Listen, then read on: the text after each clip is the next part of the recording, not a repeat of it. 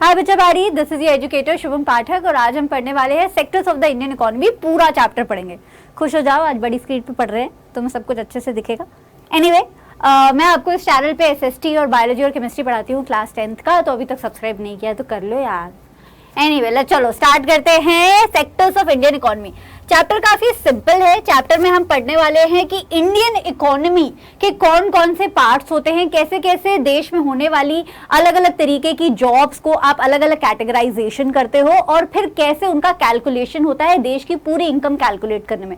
तो यही सारी छोटी छोटी बेसिक इकोनॉमिक्स की चीजें हम इसमें पढ़ने वाले हैं। लेकिन before we begin the actual lecture, कभी आपने ये सोचा है कि इकोनॉमी होता क्या है, इकोनॉमिक्स होता क्या है, स्टेट क्या होता है, नेशन क्या होता है?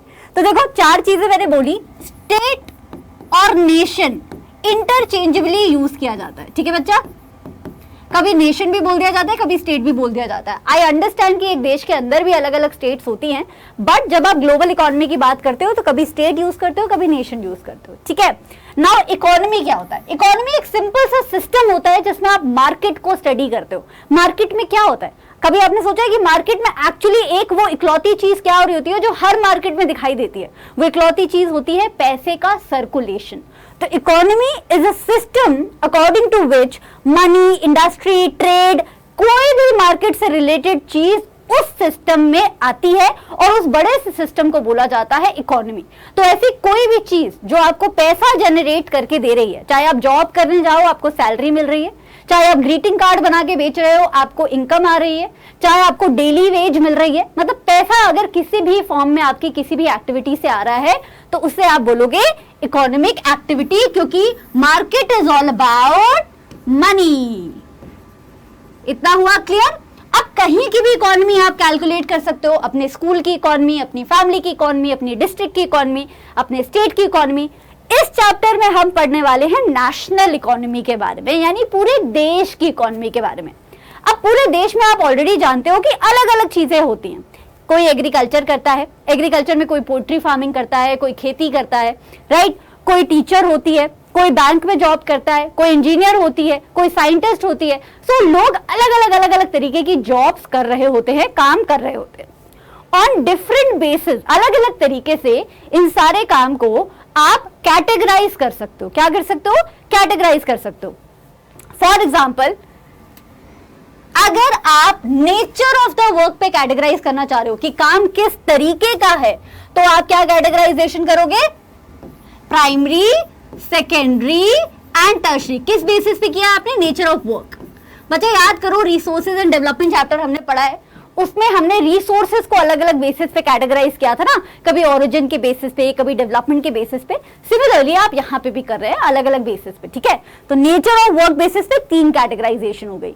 अगर आप रूल्स एंड रेगुलेशन के बेसिस पे कैटेगराइज करना चाहते हो तो हो गया ऑर्गेनाइज्ड एंड अनऑर्गेनाइज्ड। अगर आप किसकी ओनरशिप है, ओनरशिप के बेसिस पे कैटेगराइज करना चाहते हो तो हो गया public sector and private sector. पहले हम प्राइमरी, सेकेंडरी, टर्शरी पढ़ेंगे, फिर हम ऑर्गेनाइज अनऑर्गेनाइज पे जाएंगे, फिर हम पब्लिक प्राइवेट पे आएंगे। लेकिन हम क्या कर रहे हैं? देश में होने वाली, पैसा जनरेट करने वाली अलग अलग तरीके की एक्टिविटीज को कैटेगराइज कर रहे हैं। इतना आया समझ? आगे चलते हैं। तो सबसे पहला है आपका प्राइमरी सेक्टर। प्लीज ध्यान देना, on the basis of nature of work आपने प्राइमरी सेक्टर बोला है। प्राइमरी का मतलब होता है बच्चा प्राथमिक, यानी कि सबसे पहला। प्राइमरी सेक्टर को आप प्राइमरी सेक्टर इसलिए बोलते हो क्योंकि एक तो ये ऐसा सेक्टर है जिसपे बाकी सारे सेक्टर डिपेंड करते हैं। भाई अगर आप 6th स्टैंडर्ड तक नहीं पढ़ोगे, प्राइमरी क्लासेस नहीं पढ़ोगे तो बोर्ड के एग्जाम्स कैसे दोगे, है ना? तभी तो उन्हें प्राइमरी क्लासेस बोला जाता है। सिमिलरली प्राइमरी सेक्टर पे सारे दूसरे सेक्टर्स जो होते हैं डिपेंडेंट होते हैं। तो पहला रीजन तो ये हो गया इसे प्राथमिक बोलने का। दूसरा कारण होता है बच्चा कि प्राइमरी सेक्टर की एक्टिविटीज जो होती हैं वो नेचुरल रिसोर्सेज से, जो हमें नेचर रिसोर्सेज देता है ना, चाहे वो बायोटिक हो, चाहे वो एबायोटिक हो, चाहे वो फिशेज हो, चाहे वो लैंड हो, ठीक है। सो सारे नेचुरल रिसोर्सेज से डायरेक्ट कांटेक्ट में होती है। Got it? प्राइमरी को प्राइमरी क्यों बोलते हैं? एक, all other sectors depend upon it.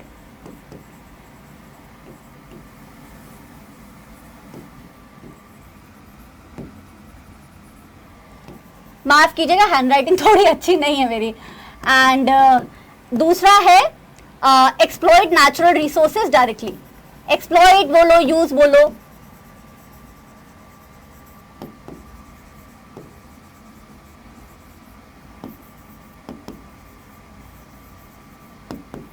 ठीक है। तो ये दो कारण हो गए। नाउ अभी एनसीईआरटी में क्या लिखा है वो भी पढ़ लेते हैं। When we produce a good by exploiting natural resources directly it comes under the activity of primary sector. अब माइनिंग का एग्जांपल लेते हैं। माइनिंग में आप क्या करते हो, अर्थ में से क्या निकालते हो, मिनरल्स निकालते हो। क्या वो मिनरल मैनमेड है? नहीं, वो मिनरल क्या है, नेचुरल रिसोर्सेज हैं। तो माइनिंग क्या हो गई, प्राइमरी सेक्टर में आ गई। एग्रीकल्चर किस में आ गया, प्राइमरी में आ गया। फिशरी कल्चर कर रहे हो, फिशेस का आप पालन कर रहे हो, फिशेस को बेच रहे हो या फिशेस से रिलेटेड एक्टिविटी है, किस में आ गया, प्राइमरी में आ गया। पोल्ट्री फार्मिंग किस में आ गया, फार्मिंग में आ गया। फॉरेस्ट्री किस में आ गया, जंगल से रिलेटेड, फार्मिंग में आ गया। तो जो भी नेचुरल रिसोर्सेज से डायरेक्ट कांटेक्ट में है वो सारी की सारी चीजें आ गई आपकी प्राइमरी में, इंक्लूडिंग आपका डेयरी भी। कुल नेक्स्ट होता है सेकेंडरी सेक्टर। सेकेंडरी मतलब कि सेकेंडरी क्लासेस कौन सी होती हैं, जो प्राइमरी के बाद आती हैं। तो सेकेंडरी सेक्टर डायरेक्टली डिपेंडेंट होता है आपका नेचुरल रिसोर्सेज पे जो प्राइमरी सेक्टर से आते हैं। फॉर एग्जाम्पल, अगर आपको चीनी बनानी है, गन्ना किधर से आएगा, प्राइमरी सेक्टर से आएगा। अगर आपको कॉटन का टी शर्ट बनाना है, कॉटन किधर से आएगा, प्राइमरी सेक्टर से आएगा, राइट। तो primary sector raw material provide करता है टू योर सेकेंडरी सेक्टर। क्या प्रोवाइड करता है बच्चा, रॉ मटेरियल, है ना। और पता है ऐसा नहीं है कि सेकेंडरी सेक्टर बदले में कुछ नहीं देता प्राइमरी सेक्टर को।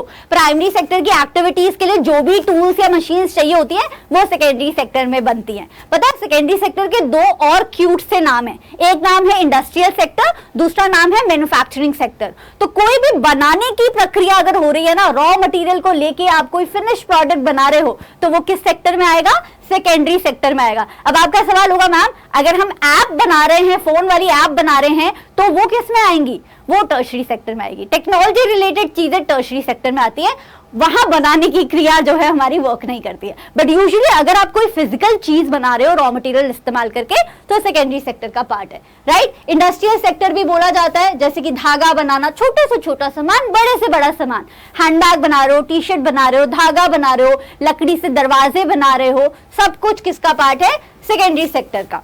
तो ये हो गया दूसरा सेक्टर। आगे चले, तीसरा सेक्टर है आपका टर्शरी सेक्टर। टर्शरी सेक्टर को टर्शरी सेक्टर पता है क्यों बोलते हैं, क्योंकि जब कोई भी देश डेवलप होना शुरू होता है ना बच्चा, तो सबसे पहले प्राइमरी सेक्टर पे प्रमोशन करता है, फिर सेकेंडरी सेक्टर पे प्रमोशन करता है, फिर टर्शरी सेक्टर पे आता है। तो टर्शरी सेक्टर में बहुत हाई पेइंग जॉब्स होती हैं, लेकिन लो पेइंग जॉब्स भी होती हैं। मोस्टली इसमें कौन सी तरीके की एक्टिविटीज आती हैं, इसमें आती हैं सर्विसेज प्लस प्रोफेशंस। कोई भी प्रोफेशन उठाओ, लॉयर्स किस में आएंगे, टर्शरी में आएंगे। टीचर्स किस में आएंगे, टर्शरी में आएंगे। सॉफ्टवेयर इंजीनियर्स, डेटा साइंटिस्ट किस में आएंगे, टर्शरी में आएंगे। प्रोफेसर्स किस में आएंगे, टर्शरी में आएंगे। लो पेइंग टर्शरी जॉब्स भी होती हैं। कॉबलर किस में आएंगे, टर्शरी में आएंगे, राइट। तो ये सारी की सारी जो सर्विस इंडस्ट्री होती है, चाहे आपका टूरिज्म है, चाहे आपका होटल्स हैं, वो सब कुछ आते हैं। अब बोलोगे मैम कैफे में तो खाना बनता है, कैफे में सिर्फ खाना खाने नहीं जाते, कैफे में जाते हैं एक्सपीरियंस के लिए। खाना तो घर में भी बनता है, वहीं खा लो, है ना। सो कैफेज और होटल्स आपके टर्शरी सेक्टर में आते हैं। टूरिज्म वगैरह भी टर्शरी सेक्टर में आता है। तो all the services and all the profession, चाहे वो बैंकिंग है, कम्युनिकेशन है, ट्रांसपोर्ट है, एटीएम फैसिलिटी है, वो सब किस में आएगा, टर्शरी सेक्टर में आएगा। और सारी टेक्नोलॉजी रिलेटेड चीजें ऑटोमेटिकली आप याद कर लेना कि टर्शरी का ही पार्ट होती हैं। These activities are in aid or in support for the production process। तो ऐसा नहीं है कि टर्शरी सेक्टर के बिना आप अपने जीवन को व्यतीत नहीं कर सकते। प्राइमरी से खाना आ रहा है, सेकेंडरी से रॉ फिनिश प्रोडक्ट आ रहा है, जीवन चल जाता था टर्शरी के बिना भी। लेकिन टर्शरी सेक्टर क्योंकि टेक्नोलॉजी रिलेटेड है, तो ये प्राइमरी और टर्शरी दोनों को सपोर्ट करता है। मान लो आपको बड़े स्केल पे खेती करनी है, उसके लिए बैंकिंग फैसिलिटी लगेगी, कुछ लोन वोन उठाना पड़ेगा, वो लोन कहां से लोगे, टर्शरी से लोगे। इसलिए बोला जाता है कि ये बाकी दोनों सेक्टर्स को सपोर्ट करता है, एड का काम करता है, हेल्प का काम करता है, ठीक है। कुछ एसेंशियल सर्विसेज भी इसमें आती है, डॉक्टर्स भी इसी में आते हैं। जितने आप एग्जांपल इन सेक्टर्स के पढ़ पाओगे ना बच्चा, उतना बेहतर होगा। एक काम करते हैं, इस वीडियो का जो कमेंट सेक्शन है उसमें अगर आपको किसी भी इकोनॉमिक एक्टिविटी के बारे में कोई कंफ्यूजन है ना कि मैम ये प्राइमरी में आता है कि टर्शियरी में आता है कि सेकेंडरी में आता है, आप वो कमेंट सेक्शन में जरूर लिख देना। या तो मैं सॉल्व कर दूंगी डाउट, या कोई ना कोई जिसे वो पता होगा वो आपका डाउट जरूर सॉल्व कर देंगे। ठीक है, ये याद रखना कि बहुत प्रैक्टिस करना पड़ेगा कि कौन कौन सी एक्टिविटी किस में आती है। नेक्स्ट, यहाँ पे मैं आपको प्राइमरी और सेकेंडरी का डिफरेंस दे रही हूँ। कई बार बोर्ड एग्जाम्स में पूछा गया है, ऑलरेडी हम लोग पढ़ चुके हैं, एक बार और ब्रश अप कर लेते हैं। प्राइमरी सेक्टर में इकोनॉमिक एक्टिविटीज वो वाली होती हैं जो नेचुरल रिसोर्सेज को डायरेक्टली एक्सप्लॉइट करती हैं। सेकेंडरी में जो होता है नेचुरल रिसोर्सेज को प्रोसेस किया जाता है, उनको और बेहतर बना के फिनिश प्रोडक्ट बनाया जाता है। राइट भाई, माइक में आवाज आ रही है कि नहीं आ रही है? आ रही है ना, होपफुली। चलो, प्राइमरी में रॉ मटेरियल्स जो आते हैं वो सेकेंडरी सेक्टर में जाते हैं। प्राइमरी से जो भी प्रोडक्ट आता है वो सेकेंडरी के लिए रॉ मटेरियल बनता है। सेकेंडरी में रॉ मटेरियल को इस्तेमाल करके या तो फिनिश प्रोडक्ट बनता है या इंटरमीडिएट बीच का प्रोडक्ट बनता है, जो हम आगे पढ़ेंगे अभी। ठीक है, प्राइमरी की जो एक्टिविटीज होती हैं वो सेकेंडरी पे डिपेंडेंट नहीं होती हैं। सेकेंडरी तो पूरा प्राइमरी पे डिपेंडेंट है, रॉ मटेरियल नहीं आएगा तो फिनिश प्रोडक्ट कहां से बनेगा, है कि नहीं? Greater dependence on this sector indicates an underdeveloped economy. अब प्रॉब्लम ये ना कि प्राइमरी सेक्टर की जो एक्टिविटीज होती है ना वो कम पैसा जनरेट करके देती है। फार्मिंग से कम पैसा आता है ना, डेटा साइंटिस्ट बनने से बहुत पैसा आता है। तो प्राइमरी सेक्टर जिस देश में ज्यादा मात्रा में किया जाता है वो यूजुअली या तो अंडर डेवलप्ड देश होते हैं या डेवलपिंग नेशंस होते हैं। ठीक है, on the other hand secondary sector में अगर शिफ्ट कर गए हो तो मतलब देश में थोड़ा पैसा बनना चालू हो गया। एग्जाम्पल दे दिए। ऐसे ही आप टर्शियरी का भी अपने आप कर सकते हैं। आगे चलते हैं, second part of our lecture is comparing the three sectors. अब देखते हैं कि प्राइमरी, टर्शियरी और सेकेंडरी में सबसे ज्यादा पैसा कहां जनरेट होता है, सबसे ज्यादा जॉब्स कहां जनरेट होती है। ठीक है, रुको मैं पेन का कलर चेंज कर लूं यार, येलो आई थिंक ज्यादा दिखेगा। व्हाइट भी दिखेगा क्या? हाँ व्हाइट भी दिखेगा, वैसे व्हाइट कर लेते हैं। The various production activities in the primary, secondary and tertiary sector produce a very large number of goods and services. कोई छोटी मोटी गुड्स एंड सर्विसेज नहीं बनती है बच्चा, अब बहुत बड़े स्केल पे हो रहा होता है। ये हम पूरे देश की बात कर रहे हैं। हमने जितने एग्जांपल्स पढ़े हैं सिर्फ उतनी ही एक्टिविटीज तो नहीं होती हैं, हजारों एक्टिविटीज होती हैं तीनों सेक्टर्स को मिला के। राइट, तो ये तीनों सेक्टर्स की ये जो लार्ज नंबर ऑफ एक्टिविटीज होती हैं इनका सम करना पड़ता है एक देश में कितना पैसा जनरेट होता है ये देखने के लिए। So therefore to see how much goods and services are produced and how many people work in each sector, you have to calculate everything. बहुत बड़ा टास्क है, कोई इजी टास्क नहीं है ये। In an economy, there could be one or more sectors which are dominant in terms of total production and employment, while other sectors are relatively small in size. India में क्या बोलते हैं कि 50% से ऊपर जनता एग्रीकल्चर सेक्टर में आती है। एग्रीकल्चर सेक्टर आता है आपका प्राइमरी सेक्टर में, है ना? तो हमेशा ऐसा ही होता है कि एक देश में या तो प्राइमरी थोड़ा सा आगे होता है या टर्शियरी थोड़ा आगे होता है या सेकेंडरी थोड़ा आगे होता है।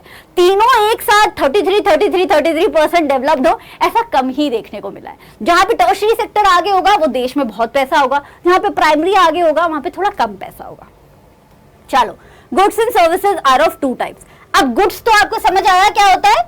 गुड्स का मतलब सामान, चीनी से लेके दरवाजे से लेके ये सामान की बात हो रही है। इनफैक्ट आपके खेतों से जो गन्ना आता है वो भी गुड्स में ही काउंट होता है। सर्विसेज का मतलब क्या होता है समझ आया ना?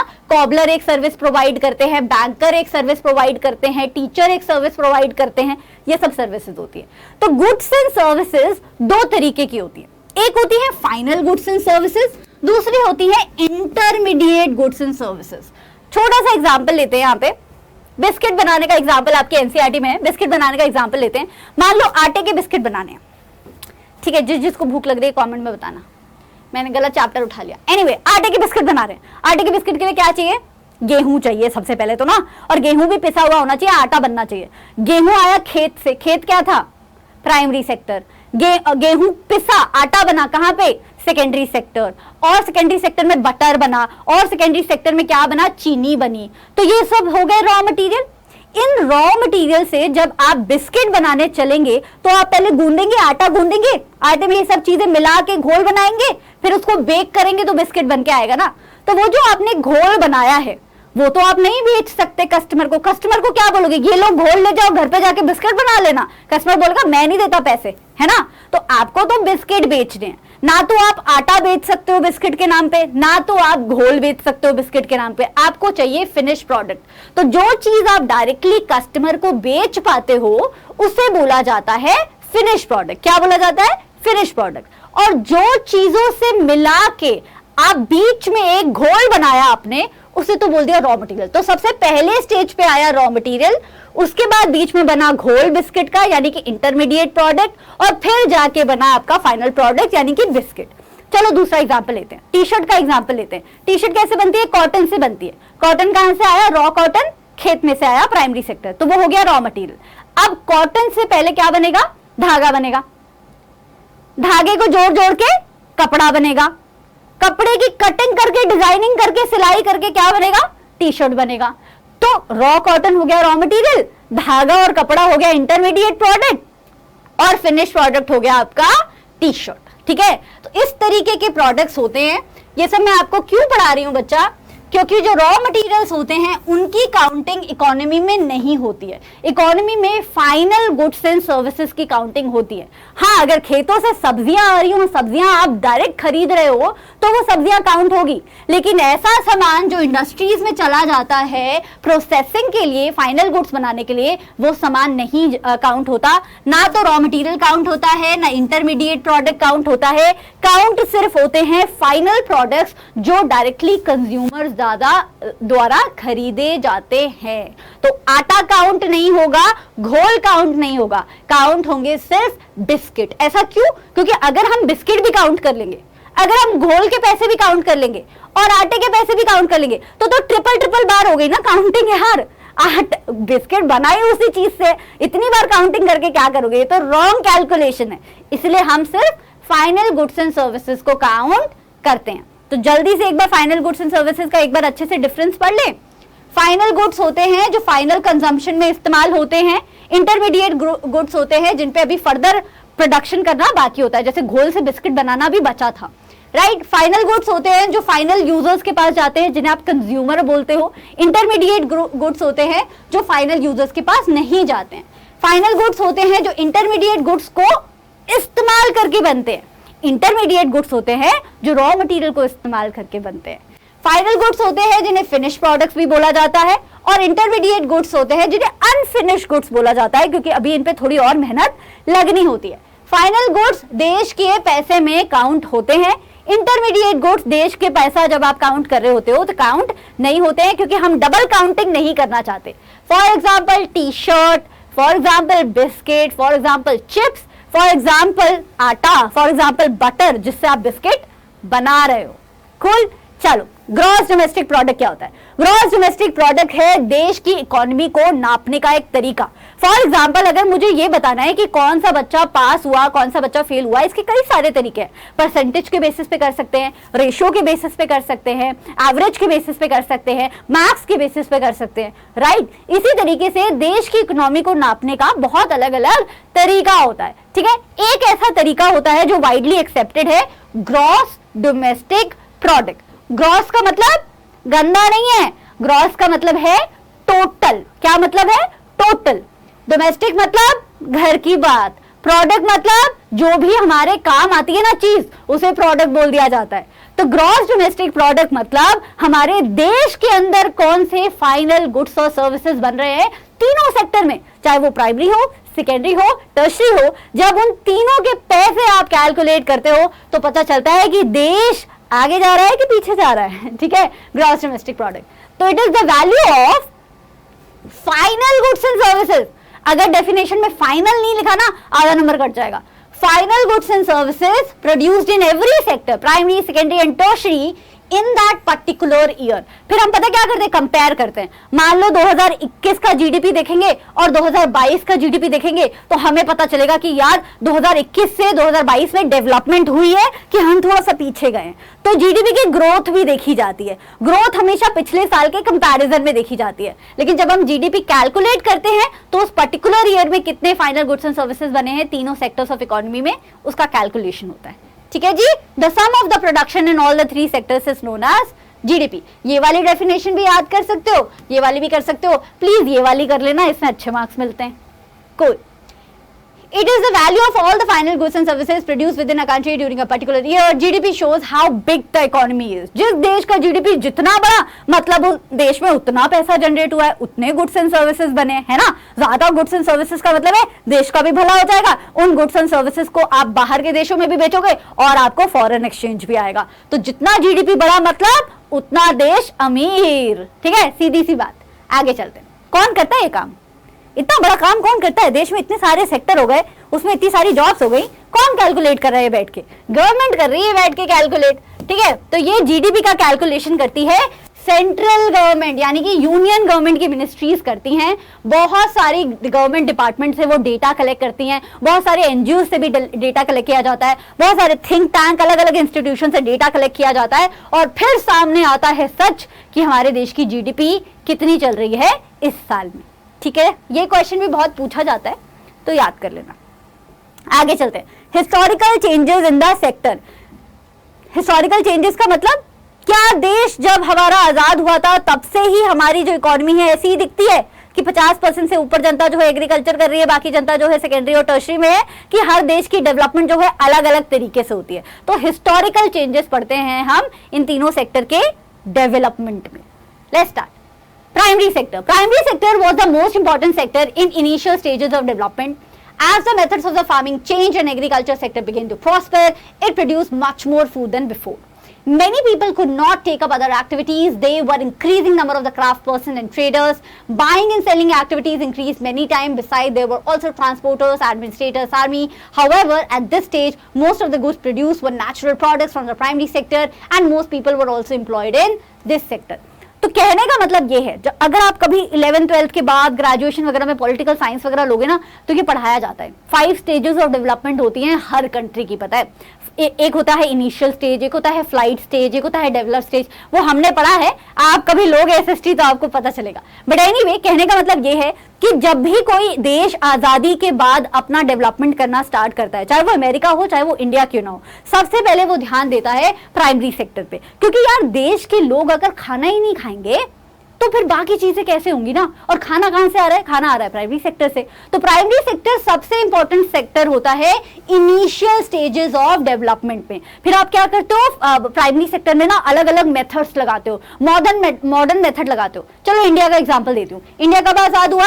1947 में। पता है 1960s में सबसे ज्यादा मात्रा में 50s और 60s में हमने क्या किया था? हमने किया था green revolution and white revolution. क्यों?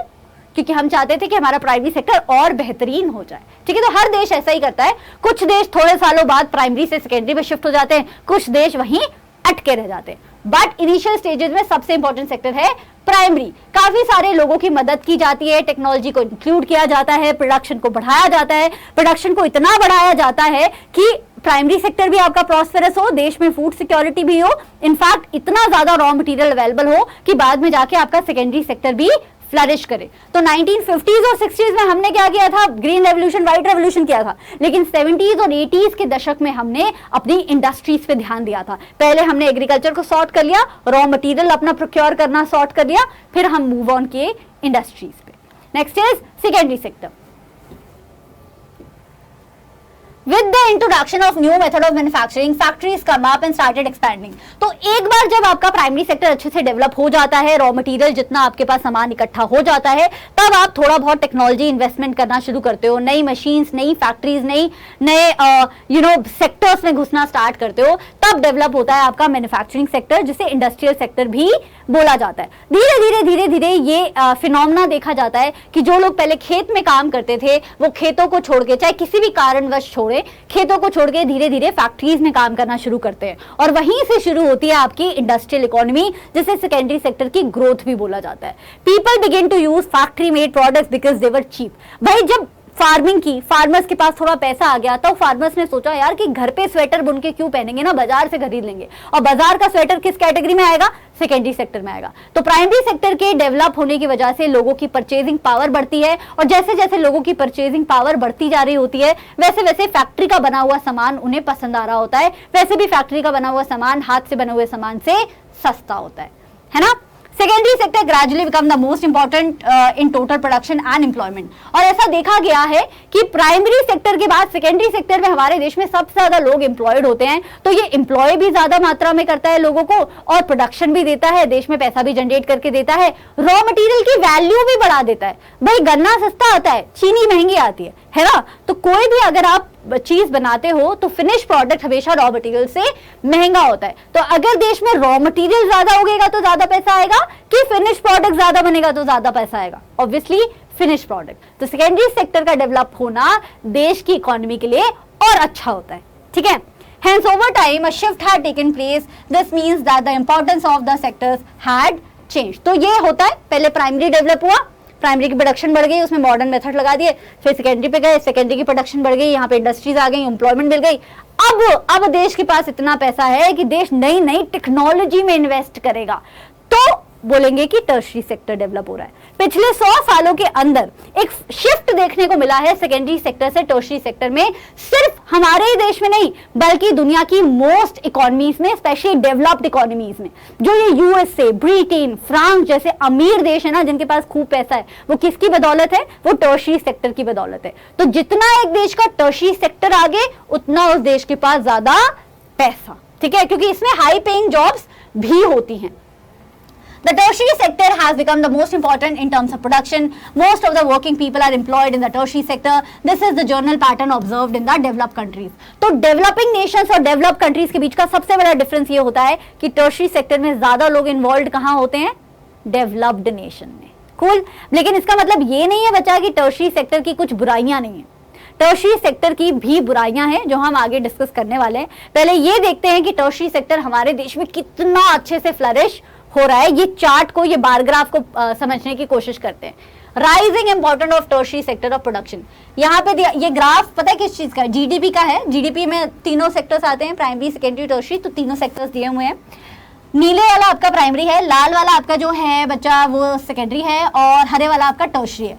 तो पहले अगर आप देखोगे 1973 से 74 में, तो ये पैसा बता रहे हैं, पैसा कौन सा सेक्टर कितना पैसा देता है देश के टोटल पैसे में, ठीक है। तो पहले जो है प्राइमरी सेक्टर ज्यादा दिया करता था, सेकेंडरी बहुत कम दिया करता था, और टर्शरी भी ठीक ठाक दिया करता था।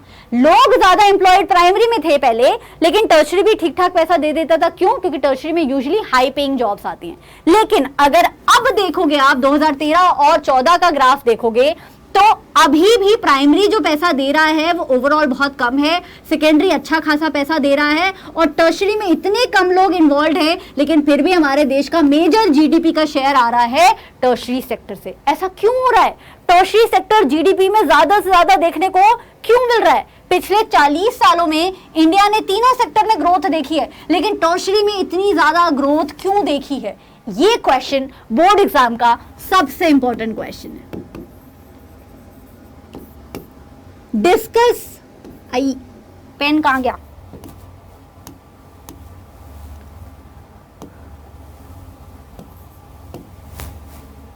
ओके,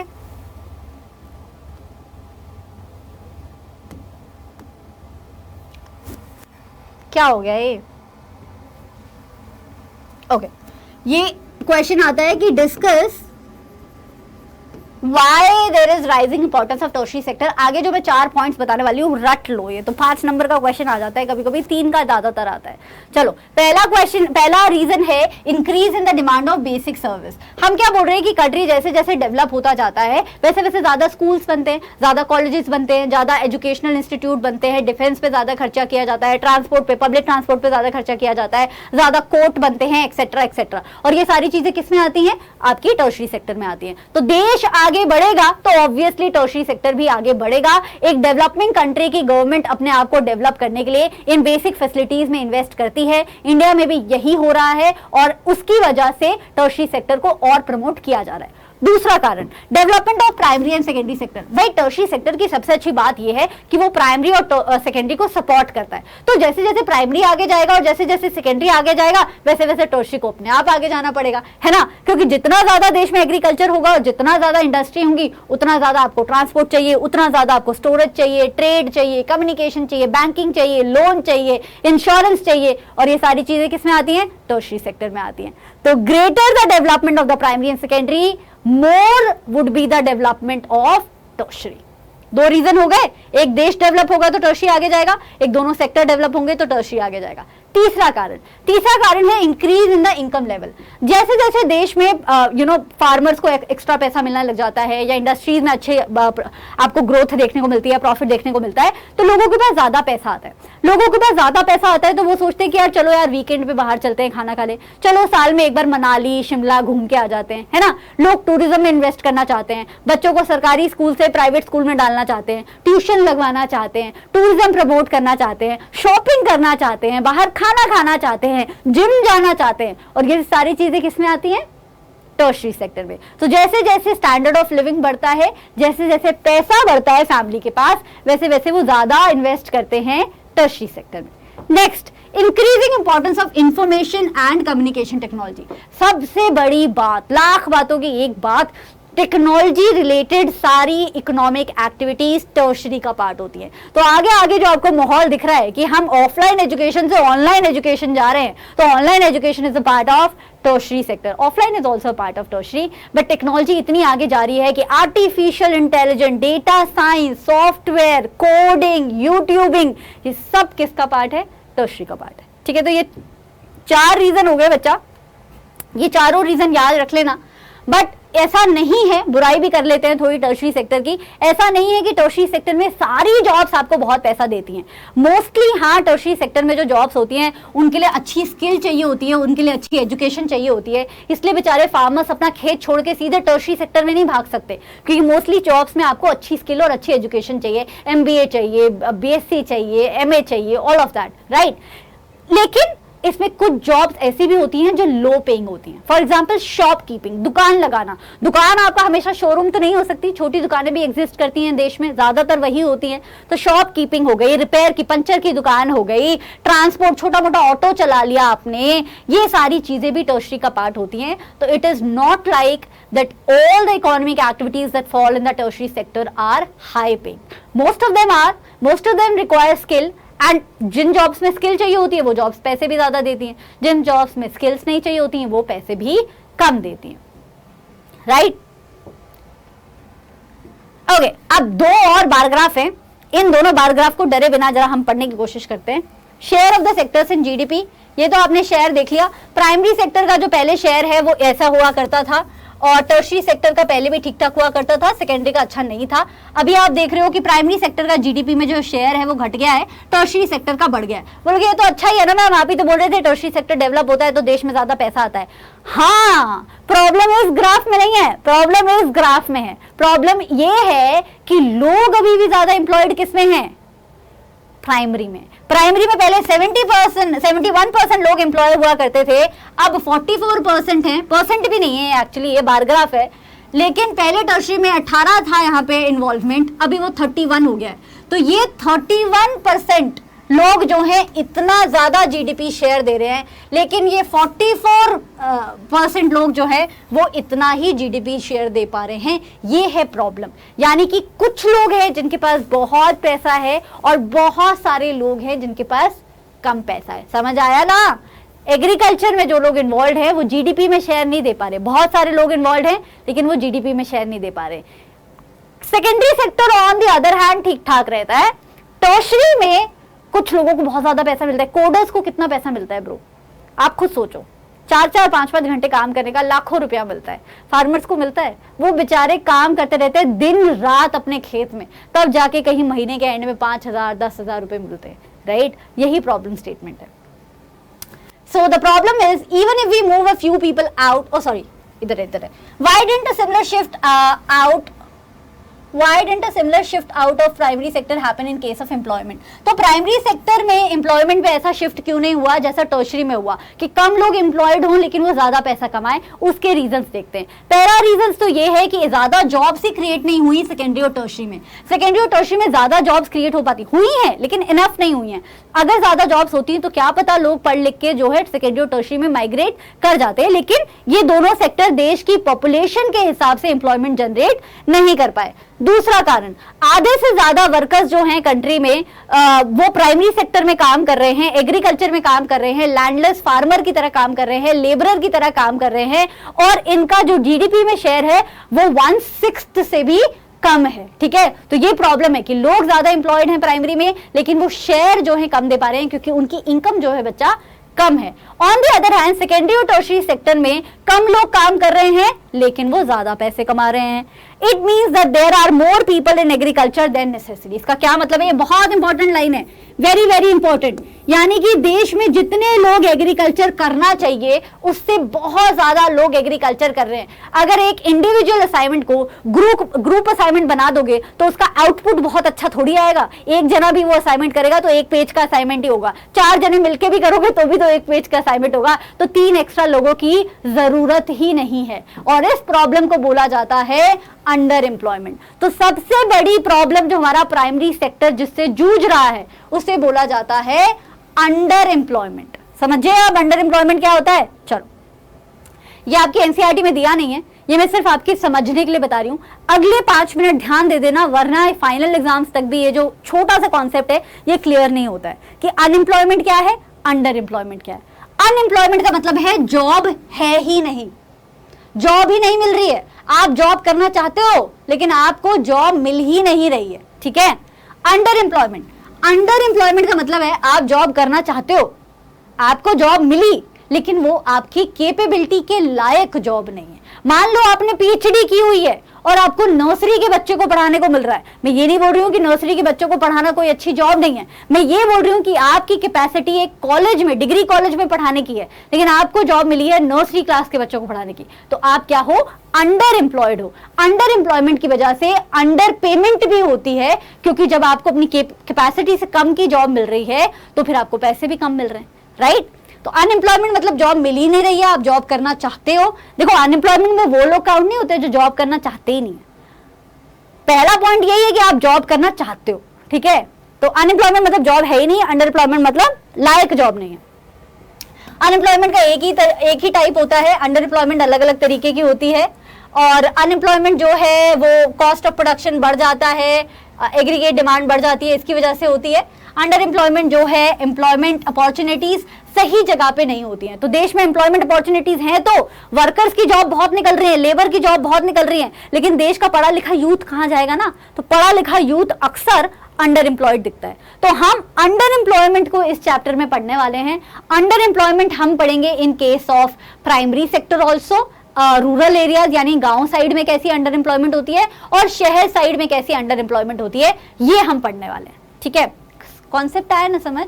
आगे चलते हैं। Let's understand the concept of under employment in case of small farmer. एक कहानी पढ़ते हैं, कहानी से जानते हैं कि देश के गांव में क्या हो रहा है। लक्ष्मी की कहानी है। लक्ष्मी के पास 2 हेक्टेयर का लैंड है जिसपे अभी खेती नहीं हुई है, अभी अनइरिगेटेड लैंड है और वो रेनफॉल पे डिपेंडेंट है। 2 हेक्टेयर का लैंड है, उसके पास इतनी सेविंग्स नहीं है कि खेतों में इरिगेशन फैसिलिटी करवा पाए, रेनफॉल पे डिपेंडेंट है, आर्टिफिशियल तरीके से पानी देने को इरिगेशन बोलते हैं, लेकिन लक्ष्मी के पास उतने पैसे नहीं है, तो वो ज्वार और अरहर उगाना चाहती है लेकिन रेनफॉल पे डिपेंडेंट है। अब उसके घर में 5 लोग हैं, पांचों लोग क्या करते हैं? पूरे साल खेत में काम करते हैं। क्यों? क्योंकि उनके पास और कुछ करने के लिए नहीं है, उनके पास और कोई स्किल नहीं है कि उन्हें टर्शियरी या सेकेंडरी में जॉब मिल पाए, तो वो उसी 2 हेक्टेयर लैंड में काम करते रहते हैं। अब 2 हेक्टेयर बच्चा पता है क्या है? Individual assignment. इतना छोटा लैंड है कि अगर उसमें लक्ष्मी अकेले भी काम करेगी ना तो उसमें उतना ही ज्वार और अरहर उगेगा जितना 5 लोग मिलके काम करेंगे तो उगेगा। तो यहाँ पे क्या हो रहा है? यहाँ पे आपका एफर्ट जो है वेस्ट हो रहा है। इस तरीके की अंडर एम्प्लॉयमेंट जहां पे कुछ लोगों का एफर्ट वेस्ट होता है, जहां पे ज्यादा लोग इन्वॉल्व होते हैं एज कंपेयर टू जितने चाहिए, इस तरीके के अंडर एम्प्लॉयमेंट को बोलते हैं डिस्गाइज्ड अनएम्प्लॉयमेंट। डिस्गाइज अनएम्प्लॉयमेंट बोलो, डिस्गाइज अंडर एम्प्लॉयमेंट बोलो, एक ही बात है, right? This kind of underemployment is hidden in contrast to someone who does not have a job. आज देखने से लगेगा घर के सारे लोग काम कर रहे हैं यार, पूरा साल काम कर रहे हैं, लेकिन क्या उनकी जरूरत है? नहीं। तो डिस्गाइज का मतलब होता है छुपना, मतलब कि ग्रुप असाइनमेंट बना दिया आपने इंडिविजुअल असाइनमेंट को और आप छुप गए हो उस काम के पीछे। आप कुछ और भी कर सकते थे लेकिन आपके पास स्किल ही नहीं है। इंडिया के गांव में डिस्गाइज अनएम्प्लॉयमेंट बहुत बड़े स्केल पे देखी जाती है। इसका मेन कारण क्या है कि लोगों के पास लैंड ही छोटा है। स्मॉल फार्मर्स ज्यादा है, लार्ज फार्मर्स कम है। अगर लक्ष्मी के पास खेत बड़ा होता, 10-15 हेक्टर का होता, तो 4 लोग काम करते तो अच्छा प्रोडक्शन आता, अच्छी एफिशिएंसी बढ़ती। लेकिन लैंड ही छोटा है यार, जरूरत ही नहीं है, सिर्फ लक्ष्मी से भी हो जाएगा। ठीक है, नेक्स्ट इज सीजनल अनएम्प्लॉयमेंट। अब गांव में एक और तरीके का अनएम्प्लॉयमेंट देखने को मिलता है जिसे बोलते हो सीजनल। सीजन का मतलब मौसम बदल जाते हैं, हर 3-4 महीने बाद मौसम बदल जाते हैं। तो सीजनल अनएम्प्लॉयमेंट का मतलब है कि साल के कुछ महीने आपके पास काम होगा, कुछ महीने आपके पास काम नहीं होगा, मौसम की तरह आपको काम मिलेगा। फॉर एग्जाम्पल, जो हमारे लैंडलेस लेबरर्स हैं,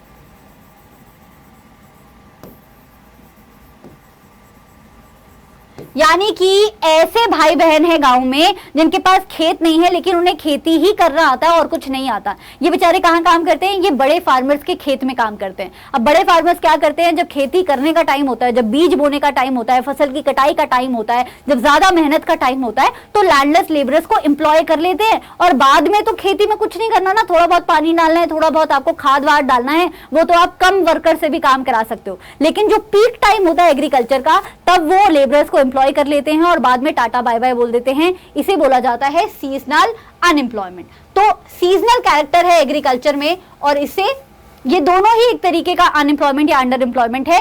दोनों ही गांव में देखा जाता है, दोनों के कारण अलग हैं। डिस्गाइज देखा जाता है क्योंकि लोगों के पास लैंड ही कम है।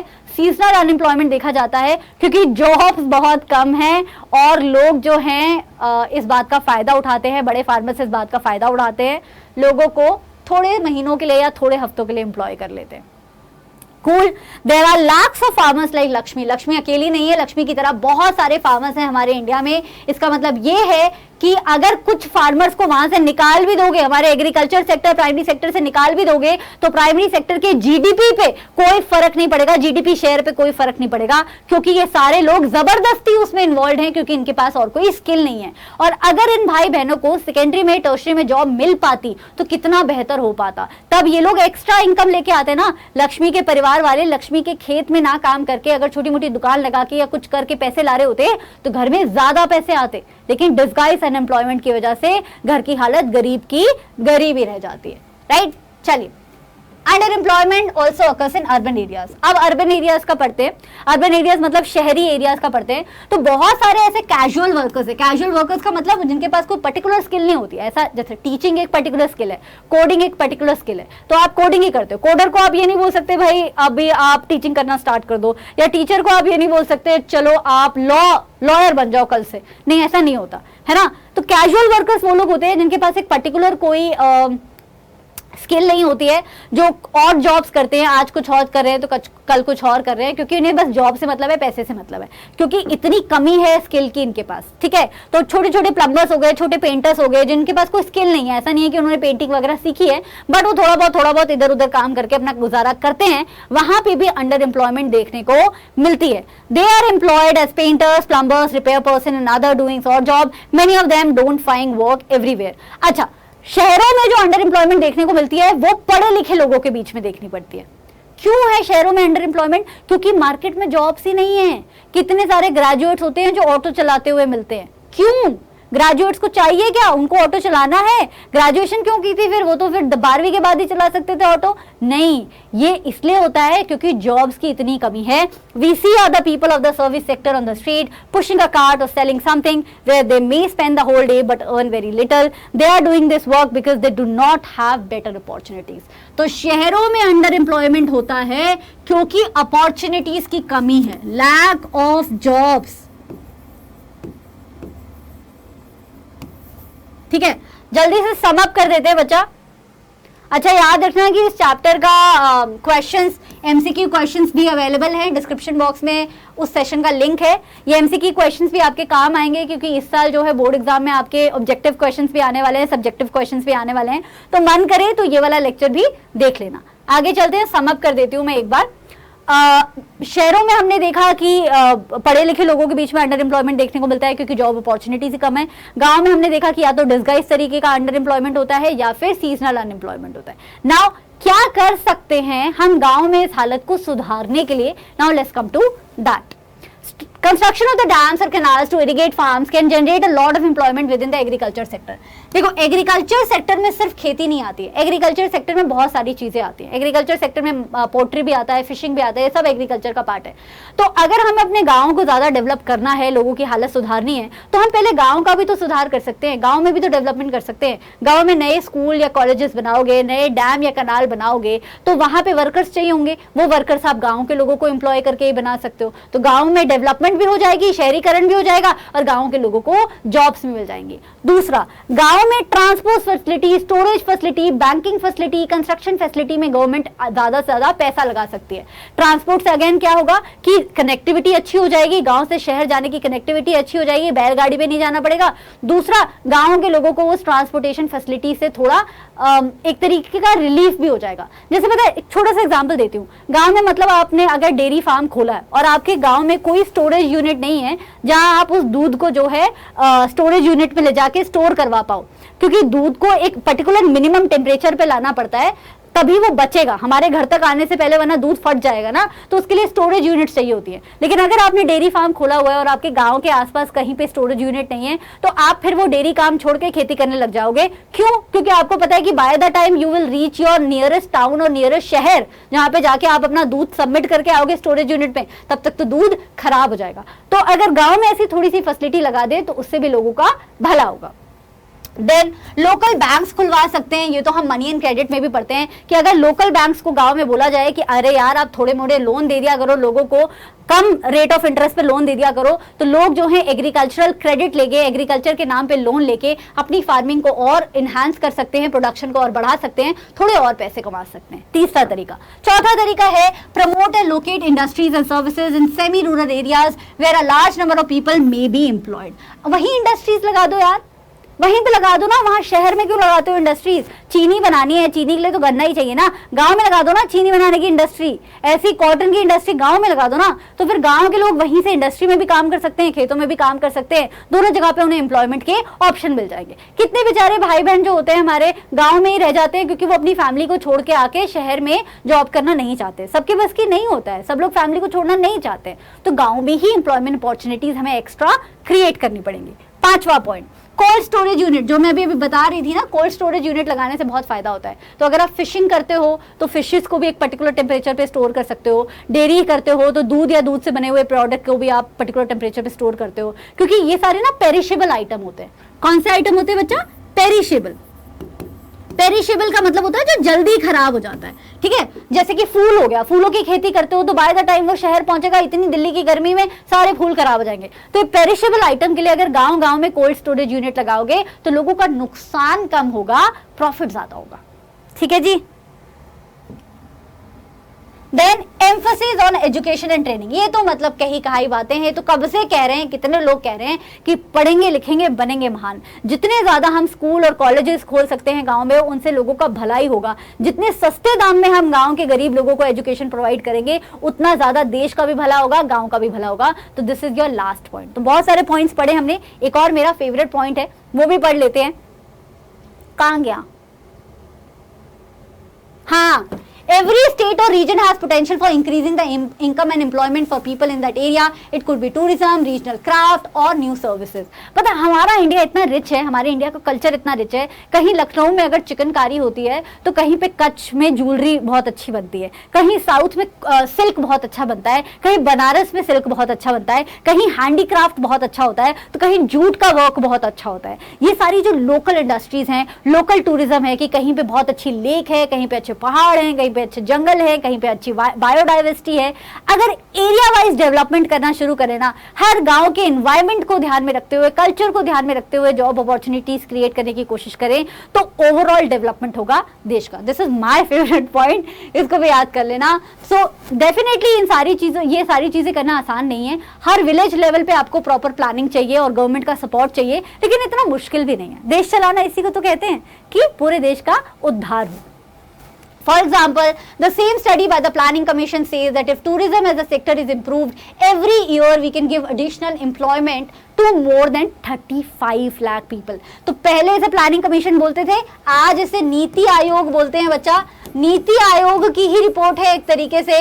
वो उन्होंने कुछ सालों पहले बताया था कि अगर सिर्फ एग्रीकल्चर सेक्टर को हम इंप्रूव कर देना तो हर साल 35 लाख से ज्यादा लोगों को हम जॉब्स दे सकते हैं। सिर्फ एक सेक्टर की बात हो रही है। इमेजिन अगर प्राइमरी, सेकेंडरी, टर्शरी तीनों में डेवलपमेंट हो गया तो देश फिर डेवलपिंग नहीं बचेगा, देश हो जाएगा डेवलप्ड, राइट। यहाँ पे भी एक फैक्ट दिया हुआ है, इंडिया में 60% जनता है जो 5 से 29 ईयर्स में पाई जाती है। इसमें से 51% जनता है जो सिर्फ एजुकेशनल इंस्टीट्यूट में जाती है।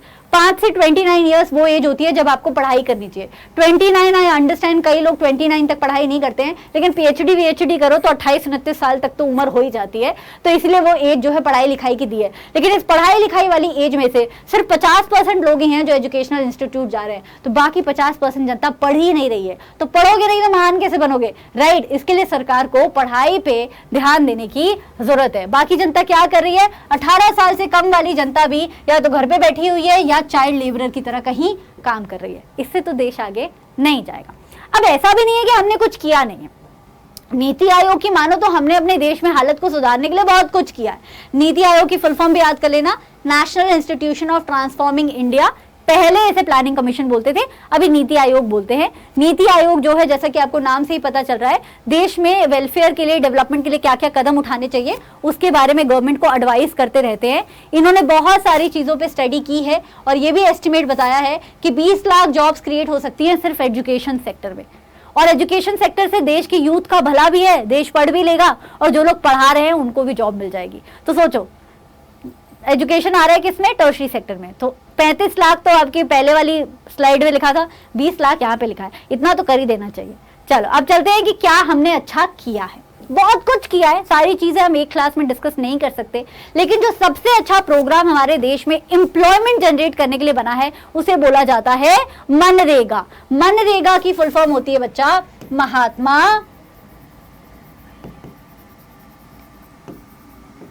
गांधी नेशनल रूरल एम्प्लॉयमेंट, बहुत ही बड़ा नाम है, गारंटी। गारंटी की स्पेलिंग याद कर लेना, बहुत बच्चे गलत लिखते हैं। Guarantee act.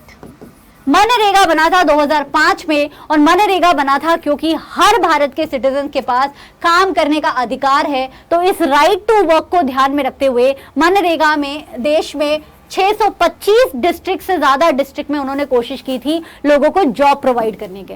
मनरेगा से रिलेटेड एक एक डिटेल आपके सिलेबस के लिए बहुत इंपॉर्टेंट है। कई बार 1 नंबर का, 2 नंबर का, 3 नंबर का क्वेश्चन इस पे आ चुका है। मनरेगा की फुल फॉर्म इंपॉर्टेंट है। साल कौन से साल में लॉन्च हुआ था, 2005 में। 2005 में कितनी डिस्ट्रिक्ट में लॉन्च हुआ था, 625। मनरेगा में किस तरीके से लोगों को जॉब्स देती थी, तो रूरल इंडिया के लोगों को 100 दिन का गारंटीड एम्प्लॉयमेंट प्रोवाइड किया जाता था मनरेगा के अंडर। बाई चांस अगर किसी इंसान को, एलिजिबल इंसान को, औरतों और आदमियों दोनों को मिलती थी, अडल्ट होने चाहिए, किसी रूरल अडल्ट जो 625 डिस्ट्रिक्ट में आते हैं, अगर उन्हें सरकार किसी भी कारणवश 100 दिन का गारंटीड एम्प्लॉयमेंट नहीं दे पाती थी तो उस दिन का जितना मेहनताना बनता है, जितना पैसे बनते हैं, उस अलाउंस को दिया जाता था उस इंसान को। ऐसा क्यों बोलोगे मैम, 365 डेज की जॉब क्यों नहीं? 100 दिन की अगर अच्छी जॉब मिल गई और उससे पैसे आ गए तो कम से कम भूखमरी देश से मिट जाएगी, हंगर और स्टारवेशन जो है देश से मिट जाएगा।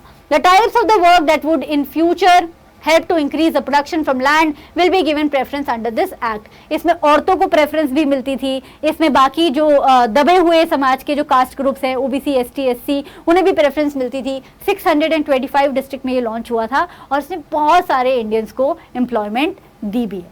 ठीक है, 1 मिनट रिविजन करें। हमने देखा कि बहुत सारे तरीके हैं जिनसे रूरल इंडिया में जॉब्स क्रिएट की जा सकती हैं। नीति आयोग भी बहुत सारी चीजें बताता रहता है और हमने देखा कि मनरेगा भी बहुत अच्छी स्कीम थी जिसने देश का भला किया है। अब चलते हैं, फाइनली प्राइमरी, सेकेंडरी, टर्शरी वाला टॉपिक हुआ है खत्म। अब हम जा रहे हैं देश की इकोनॉमिक एक्टिविटीज को रूल्स एंड रेगुलेशन के बेसिस पे कैसे डिवाइड कर सकते हो। Organised, unorganise. रट्टा मारने की बात ही नहीं है। ऑर्गेनाइज का क्या मतलब होता है कि जो सामान फैला के नहीं बैठे होते बच्चे अपने टेबल पे, उन्हें बोलते हैं कि वाह कितने ऑर्गेनाइज तरीके से पढ़ाई करता है या करती है ना। तो ऑर्गेनाइज का मतलब होता है कि आप सारी चीजों का ख्याल रखते हो, आप चीजों को मेसी नहीं बनाते हो, आप proper rules and regulation discipline को फॉलो करते हो। On the other hand unorganise sector का मतलब होता है आपको रूल्स एंड रेगुलेशन से कोई मतलब नहीं है, आपका जो मन आता है उस तरीके से आप इस सेक्टर को चलाते हो। बच्चा, अब एक और बात जिसमें बच्चे बहुत कंफ्यूज होते हैं, एक चीज होती है सेल्फ एम्प्लॉयड, एक चीज होती है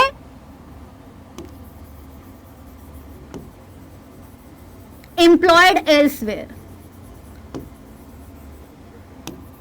तो सेल्फ एम्प्लॉयड का मतलब होता है खुद से काम कर रहे हो। अब खुद से काम कर रहे हो तो आप ऑर्गेनाइज में भी आ सकते हो, अनऑर्गेनाइज में भी आ सकते हो, और अगर आप कहीं और काम कर रहे हो तो भी आप ऑर्गेनाइज में आ सकते हो, अनऑर्गेनाइज में आ सकते हो। पहले मैं आपको दोनों का डिफरेंस बता देती हूँ, फिर मैं बताती हूँ कि मैंने ऐसा क्यों बोला। तो देखो, कांता का एग्जाम्पल पढ़ते हैं हम। कांता जो है एक ऑफिस में, कहाँ गया, कांता जो एक ऑफिस में काम करती है, पेन का कलर चेंज कर देते हैं। हाँ, कांता एक ऑफिस में काम करती है, वो अपने ऑफिस को अटेंड करती है 9:30 बजे से 5:30 बजे तक, और कांता को सैलरी मिलती है रेगुलरली हर महीने के एंड पे। इसके अलावा कांता को प्रोविडेंट फंड मिलता है, पीएफ बोलते हैं जिसे प्यार से। गवर्नमेंट के रूल्स और रेगुलेशन उसकी कंपनी जो है फॉलो करती है, उसे मेडिकल अलाउंस भी मिलता है, बाकी चीजें भी मिलती हैं, कुछ पेड अनपेड लीव्स भी मिलती हैं। जब उसने काम ज्वाइन किया था तो उसे एक अपॉइंटमेंट लेटर दिया गया था और उसे बताया गया था कि वो क्या काम करेगी, और टर्म्स एंड कंडीशन भी तभी डिसाइड हो गए थे। तो कांता काम करती है बच्चा ऑर्गेनाइज्ड सेक्टर में। क्यों? क्योंकि सब कुछ ऑर्गेनाइज्ड है, सारे सरकारी रूल्स एंड रेगुलेशन फॉलो हो रहे हैं। ऑन दी अदर हैंड कमल का एग्जाम्पल पढ़ते हैं। कमल जो है कांता के ही पड़ोस में रहता है। कमल जो एक डेली वेज लेबरर है, मतलब रोज का उसे मेहनताना मिलता है। बगल की ग्रोसरी शॉप में काम करता है, यानी किराने की दुकान में काम करता है। 7:30 बजे वो काम करना स्टार्ट करता है, 8 बजे तक काम करता है। बहुत ज्यादा काम करता है भाई कमल तो, है ना। और उसे कोई अलाउंस भी नहीं मिलता, उसे बस थोड़ी बहुत तनख्वाह मिलती है, और जिस दिन वो छुट्टी मार लेता है उस दिन की उसे तनख्वाह भी नहीं मिलती। तो पेड लीव का कॉन्सेप्ट नहीं है, उसे कोई छुट्टी नहीं मिलती, कोई पेड हॉलीडेज नहीं मिलती, और उसे जब जॉब पे रखा गया था तो उसे कोई फॉर्मल लेटर भी नहीं दिया गया था, और वो उसका एम्प्लॉयर जो है, उसका दुकान का मालिक जो है, वो उसे कभी भी जॉब से निकाल सकता है। ठीक है, तो ये कमल का एग्जाम्पल हो गया। अब यहां से आपने दोनों कहानियां पढ़ी, आपने दोनों कहानियों में देखा कि एक जगह रूल्स एंड रेगुलेशन फॉलो हो रहे थे, डिसिप्लिन से काम हो रहा था, एक जगह नहीं हो रहा था। तो जहां डिसिप्लिन से काम होता है उसे बोला जाता है ऑर्गेनाइज सेक्टर। ऑर्गेनाइज सेक्टर में वो वाली कंपनीज या वो वाली एंटरप्राइजेज आती हैं जहां पे एम्प्लॉयमेंट की क्या शर्तें होंगी, आपसे कितने घंटे काम कराया जाएगा, कौन कौन से दिन काम कराया जाएगा, आपको कितना पैसा मिलेगा, कितनी पेड लीव्स होंगी, वो सारी चीजें आपके ज्वाइन करते वक्त ही बता दी जाती हैं। आपका काम जो है अश्योर्ड होता है। ऐसा नहीं है कि कंपनी आपको निकाल नहीं सकती ऑर्गेनाइज सेक्टर में, लेकिन निकालेगी तो उसकी भी कुछ शर्त होगी। 1 महीने का नोटिस पीरियड होगा, कहीं 2 महीने का होता है, कहीं 3-3 महीने का नोटिस पीरियड होता है। तो ऐसा नहीं है कि आपको टाइम नहीं मिलता, कल से ही बोल दिया जाता है टाटा बाय बाय। ठीक है, तो ये होती है ऑर्गेनाइज सेक्टर। ये जो ऑर्गेनाइजेशंस होती है, ये कंपनीज ऐसा क्यों करती हैं, इतने रूल्स एंड रेगुलेशन फॉलो क्यों करती हैं? क्योंकि सरकार को इनके बारे में पता होता है, इन्हें अपना रजिस्ट्रेशन करवाना पड़ता है सरकार के साथ। सरकार के साथ रजिस्ट्रेशन कराती हैं तो जितने सरकारी लॉज हैं उन्हें भी फॉलो करना पड़ता है। Equal remuneration act, minimum wages act, factories act, ये बहुत अच्छे अच्छे लॉज बने हुए हैं हमारे इंडियन कॉन्स्टिट्यूशन में। उन सारे लॉज को, इन फैक्ट्रीज को, इन कंपनीज को फॉलो करना पड़ता है। तो आपको जितने घंटे का काम ये करवाने के लिए इन्होंने पहले बोला था उतने घंटे ही काम कराएंगी, उससे ज्यादा काम कराएंगी तो एक्स्ट्रा पैसे देने पड़ेंगे, ओवर टाइम देना पड़ेगा। फिक्स्ड वर्किंग आवर्स होते हैं, लंच टाइम मिलता है, प्रोविडेंट फंड मिलता है, ग्रेच्युटी मिलती है, बहुत सारी चीजें मिलती हैं। या आप अपने पेरेंट्स से पूछ सकते हैं, मम्मा पापा अगर काम करते हैं ऑर्गेनाइज सेक्टर में तो आप उनसे पूछ सकते हैं।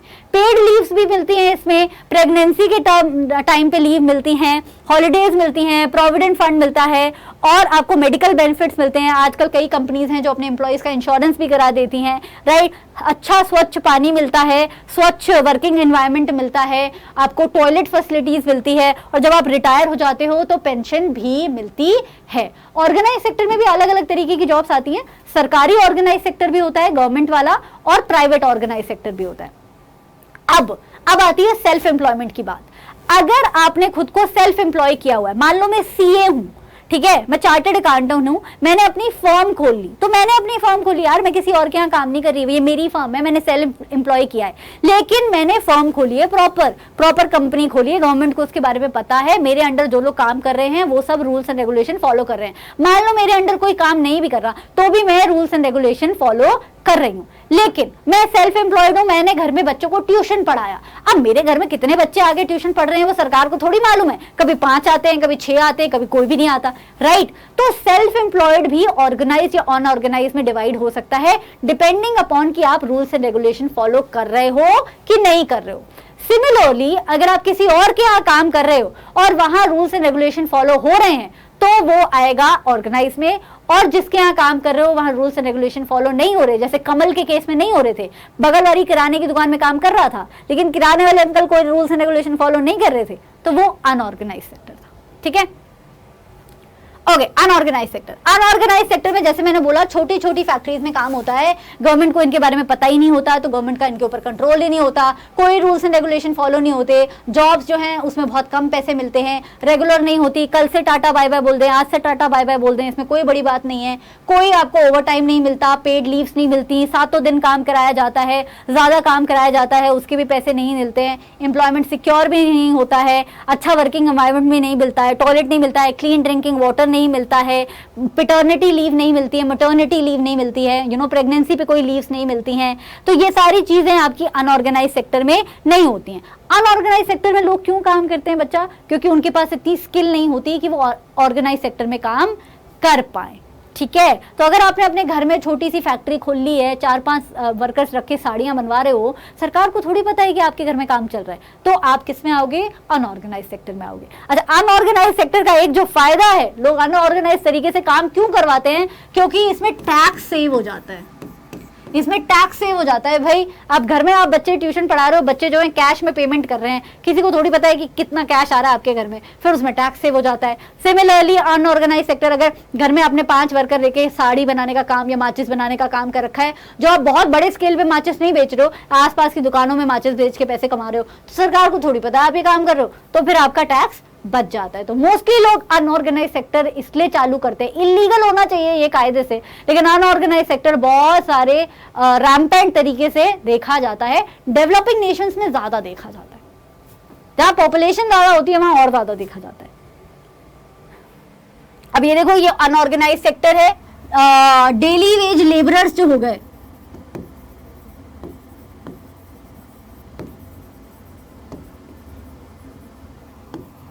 है ना, डेली वेज लेबरर्स हो गए, आपके हो गए लैंडलेस लेबरर हो गए, जो गांव में दूसरे किसी के खेत में काम करते हैं। ये सारे लोग सबसे ज्यादा जो है अनऑर्गेनाइज सेक्टर में पाए जाते हैं और इनका सबसे ज्यादा शोषण होता है। क्यों? क्योंकि इनको एक्सप्लॉइट किया जाता है। तो अनऑर्गेनाइज सेक्टर में लोगों का जो एक्सप्लॉइटेशन हो रहा है उससे बचाने का क्या हम एक तरीके से उपाय ला सकते हैं, अब वो डिस्कस करते हैं, ठीक है। ऑर्गेनाइज अनऑर्गेनाइज समझ आ गया ना, अब उपाय पे आते हैं। The organise sector offer jobs that are most sought after, very slow expansion of the employment opportunities on organized sector. It is also common to find many organized sector enterprises in the unorganized sector. तो बच्चा पहली बात तो ये है कि organized sector जो job देता है, सबको चाहिए, तो जॉब, अनार है कम, बीमार है ज्यादा, तो जॉब से कम, लेकिन जॉब ढूंढने वाले लोग बहुत ज्यादा हैं। सबसे बड़ी प्रॉब्लम तो ऑर्गेनाइज सेक्टर की ये है। दूसरा, ऑर्गेनाइज सेक्टर में काम करने के लिए आपको कुछ मिनिमम क्वालिफिकेशन चाहिए होती है। देश में ऐसे बहुत सारे लोग हैं जिनके पास वो मिनिमम एजुकेशनल क्वालिफिकेशंस नहीं है। तीसरा, कितने सारे ऑर्गेनाइज सेक्टर की जॉब्स हैं जो वो लोग अनऑर्गेनाइज तरीके से कराते हैं। आपने अभी लिंक्डइन वगैरह पे, न्यूज वगैरह में सुना होगा, हर कंपनीज में इतने बड़े स्केल पे फायरिंग चल रही है, बोल दिया जाता है कि आज से आप काम पे, भाई कल से आप काम पे मत आना। तो ऑर्गेनाइज सेक्टर भी कई बार अनऑर्गेनाइज तरीके से काम करता है, फिर गवर्नमेंट को उन पे क्या करना पड़ता है, रूल्स एंड रेगुलेशन लगाने पड़ते हैं। और कई बार जिन लोगों को अपनी फैक्ट्री को गवर्नमेंट के साथ रजिस्टर करा लेना चाहिए, वो फिर भी नहीं कराते हैं, क्योंकि उनको अनऑर्गेनाइज तरीके से काम करने में मजा आ रहा होता है, फायदा हो रहा होता है, क्योंकि वो लोगों को एक्सप्लॉइट कर सकते हैं, वर्कर्स को कम तनख्वाह दे सकते हैं, वर्कर्स को कभी कभी उनके काम के पैसे भी नहीं मिलते हैं, वर्कर्स को इरेगुलर पैसे मिलते हैं, किसी महीने ज्यादा दे दिए, किसी महीने कम दे दिए, वर्कर्स की जॉब सिक्योर नहीं होती हैं। और अनऑर्गेनाइज सेक्टर के मालिकों को क्या फायदा हो रहा होता है कि उन्हें टैक्स नहीं देना पड़ रहा होता। तो ये गलत चीज है। पहली बात तो अगर आसपास ऐसा कुछ हो रहा हो तो इसे रिपोर्ट करना चाहिए।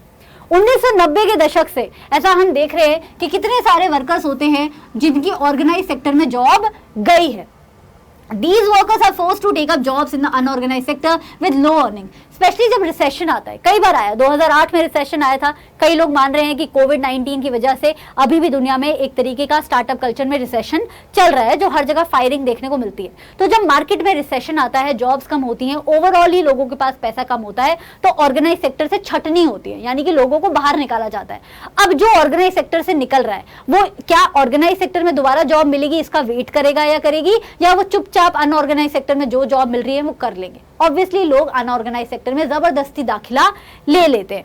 Besides the need for more work, there is also need for protection and support of the workers in the unorganized sector. तो अनऑर्गेनाइज सेक्टर में इस कारणवश भी ज्यादा लोग एंट्री ले लेते हैं क्योंकि ऑर्गेनाइज में कम ही जॉब्स अवेलेबल हैं और इसीलिए लोगों को ज्यादा प्रोटेक्शन की जरूरत है। पहले देखते हैं कि रूरल एरियाज में कौन से लोग होते हैं जो अनऑर्गेनाइज सेक्टर में सबसे ज्यादा मात्रा में आते हैं। एक कैटेगरी होती है लैंडलेस एग्रीकल्चरल लेबर की, यानी कि वो लेबर जिन्हें खेती करनी है लेकिन उनके पास खुद का खेत नहीं है। दूसरे होते हैं छोटे फार्मर्स और मार्जिनल फार्मर्स, जिनका खुद के खेत में काम करके अच्छे से गुजारा नहीं हो पाता है, तो खुद के खेत के साथ साथ उन्हें किसी और के खेत में भी काम करना पड़ता है। तीसरे होते हैं छोटे मोटे आर्टिस्ट जो चटाई वटाई बनाते हैं या आपका माचिस की तीली वगैरह बनाते हैं, अगरबत्ती वगैरह बनाते हैं बहुत छोटे स्केल पे गाँव में बैठ के। तो ये कारपेंटर और छोटे मोटे सुनार बनार भी अनऑर्गेनाइज सेक्टर में आते हैं क्योंकि अपनी दुकान को जो है रजिस्टर नहीं कराते हैं सरकार के साथ। तो नियरली 80% जो घर हैं आपके गांव के, इंडिया के गांव के, वो मार्जिनल फार्मर कैटेगरी या छोटे फार्मर कैटेगरी में आते हैं। तो एक तरीके से आप देख रहे हो कि overall rural India unorganise sector में आ रहा है और इसी वजह से एक्सप्लॉइट हो रहा है। अगर इन्हीं स्मॉल और मार्जिनल फार्मर्स को, क्योंकि 80% रूरल इंडिया का पार्ट है, इसी 80% छोटे फार्मर्स को अगर हम बीज प्रोवाइड कर पाए अच्छे, उनके गाँव में अच्छी स्टोरेज फैसिलिटी लगा पाए, उनके गाँव में अच्छे एग्रीकल्चरल इनपुट दिलवा पाए, उन्हें इनके छोटे मोटे गांव के आसपास के बैंक से छोटे मोटे लोन दिलवा पाए थोड़े कम रेट ऑफ इंटरेस्ट पे, तो क्या इनका फायदा नहीं होगा? ऑब्वियसली होगा। तो ये सारे कदम हमें उठाने चाहिए रूरल इंडिया के अनऑर्गेनाइज सेक्टर के लोगों के लिए। अब गांव से शहर की तरफ चलते हैं। शहर में सबसे ज्यादा अनऑर्गेनाइज सेक्टर होता है स्मॉल स्केल इंडस्ट्री वर्कर, जो घर और में छोटे छोटे लेवल पे 5-6 वर्कर्स काम करते हैं। देन कैजुअल वर्कर्स, जो कभी कोई काम करते हैं, कभी कोई काम करते हैं, कभी दीवार रखने का काम कर लिया, कभी किसी कंस्ट्रक्शन साइट पे कर लिया, कभी ऑटो चला लिया, कभी ट्रक चला लिया, कभी ट्रेडिंग कर ली, कोई थोड़ा मोड़ा विक्रेता बन गए। ठीक है, ये लोग किसमें आते हैं? अनऑर्गेनाइज में आते हैं। स्ट्रीट वेंडर्स हो गए जो ठेला वगैरह लगाते हैं, हेडलोड वर्कर्स हो गए जैसे कुली हो गए आपके, गारमेंट मेकर्स हो गए जो घर पे बैठ के पर पीस जो है पैसे मिलते हैं, रैक पिकर्स हो गए, कचरा बिनने वाले लोग हो गए, ये सब शहरों में ज्यादातर अनऑर्गेनाइज में आते हैं। अब अगर स्मॉल स्केल इंडस्ट्री को गवर्नमेंट बढ़ावा दे, स्मॉल स्केल इंडस्ट्री में रॉ मटेरियल अच्छे से आ जाए, स्मॉल स्केल इंडस्ट्री को टैक्स की थोड़ी सी एग्जाम्पशन मिल जाए, स्मॉल स्केल इंडस्ट्री को अगर सरकार फ्री में मार्केटिंग वगैरह करके दे दे, तो स्मॉल स्केल इंडस्ट्री का फायदा होगा। फिर स्मॉल स्केल इंडस्ट्री का फायदा होगा तो वर्कर्स भी फायदे में आएंगे, और वर्कर्स फायदे में आएंगे तो देश की उन्नति होगी। तो देश में कैजुअल वर्कर्स पे सबसे ज्यादा मतलब देश के शहरों में कैजुअल वर्कर्स पे सबसे ज्यादा ध्यान देने की जरूरत है, और गांव में मार्जिनल और स्मॉल फार्मर्स पे सबसे ज्यादा ध्यान देने की जरूरत है। अच्छा, एक और बात है, वो है caste and labour. Caste and unorganise sector.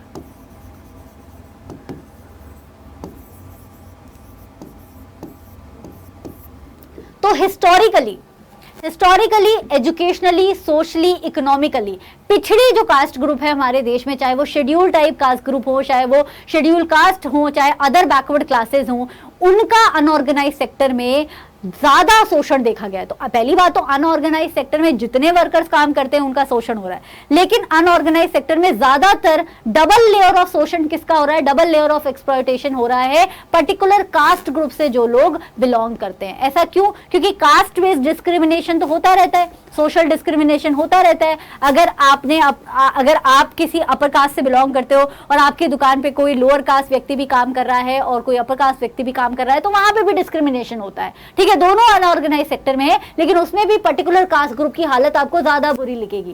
तो जब हम प्रोटेक्शन प्रोवाइड करने की बात कह रहे हैं, हम कह रहे हैं कि अनऑर्गेनाइज सेक्टर पे सरकार को ध्यान देने की जरूरत है, तब सरकार को कास्ट को भी कंसिडर करने की जरूरत है। ये आपकी एनसीईआरटी हमें बता रही है कि सोशल लेवल पे पे और इकोनॉमिक लेवल पे जो डिस्क्रिमिनेशन है उसे ध्यान में रखते हुए प्रोटेक्शन प्रोवाइड करने की जरूरत है। करो सबको, लेकिन इस बात का भी ख्याल रखो। कूल, चलो जल्दी से 5 नंबर आपके सिक्योर करा देते हैं। ऑर्गेनाइज सेक्टर होता है जो गवर्नमेंट के साथ रजिस्टर होता है, अनऑर्गेनाइज नहीं होता है। ऑर्गेनाइज में रूल्स एंड रेगुलेशन सरकारी फॉलो होते हैं, यहाँ पे नहीं होते हैं। यहाँ पे फिक्स वर्किंग आवर्स होते हैं ऑर्गेनाइज में, अनऑर्गेनाइज में लॉन्ग वर्किंग आवर्स होते हैं, एक्स्ट्रा पेमेंट भी नहीं मिलती है। ऑर्गेनाइज में थोड़ी बहुत जॉब सिक्योरिटी होती है, आजकल वो भी नहीं दिखती है बट होती है।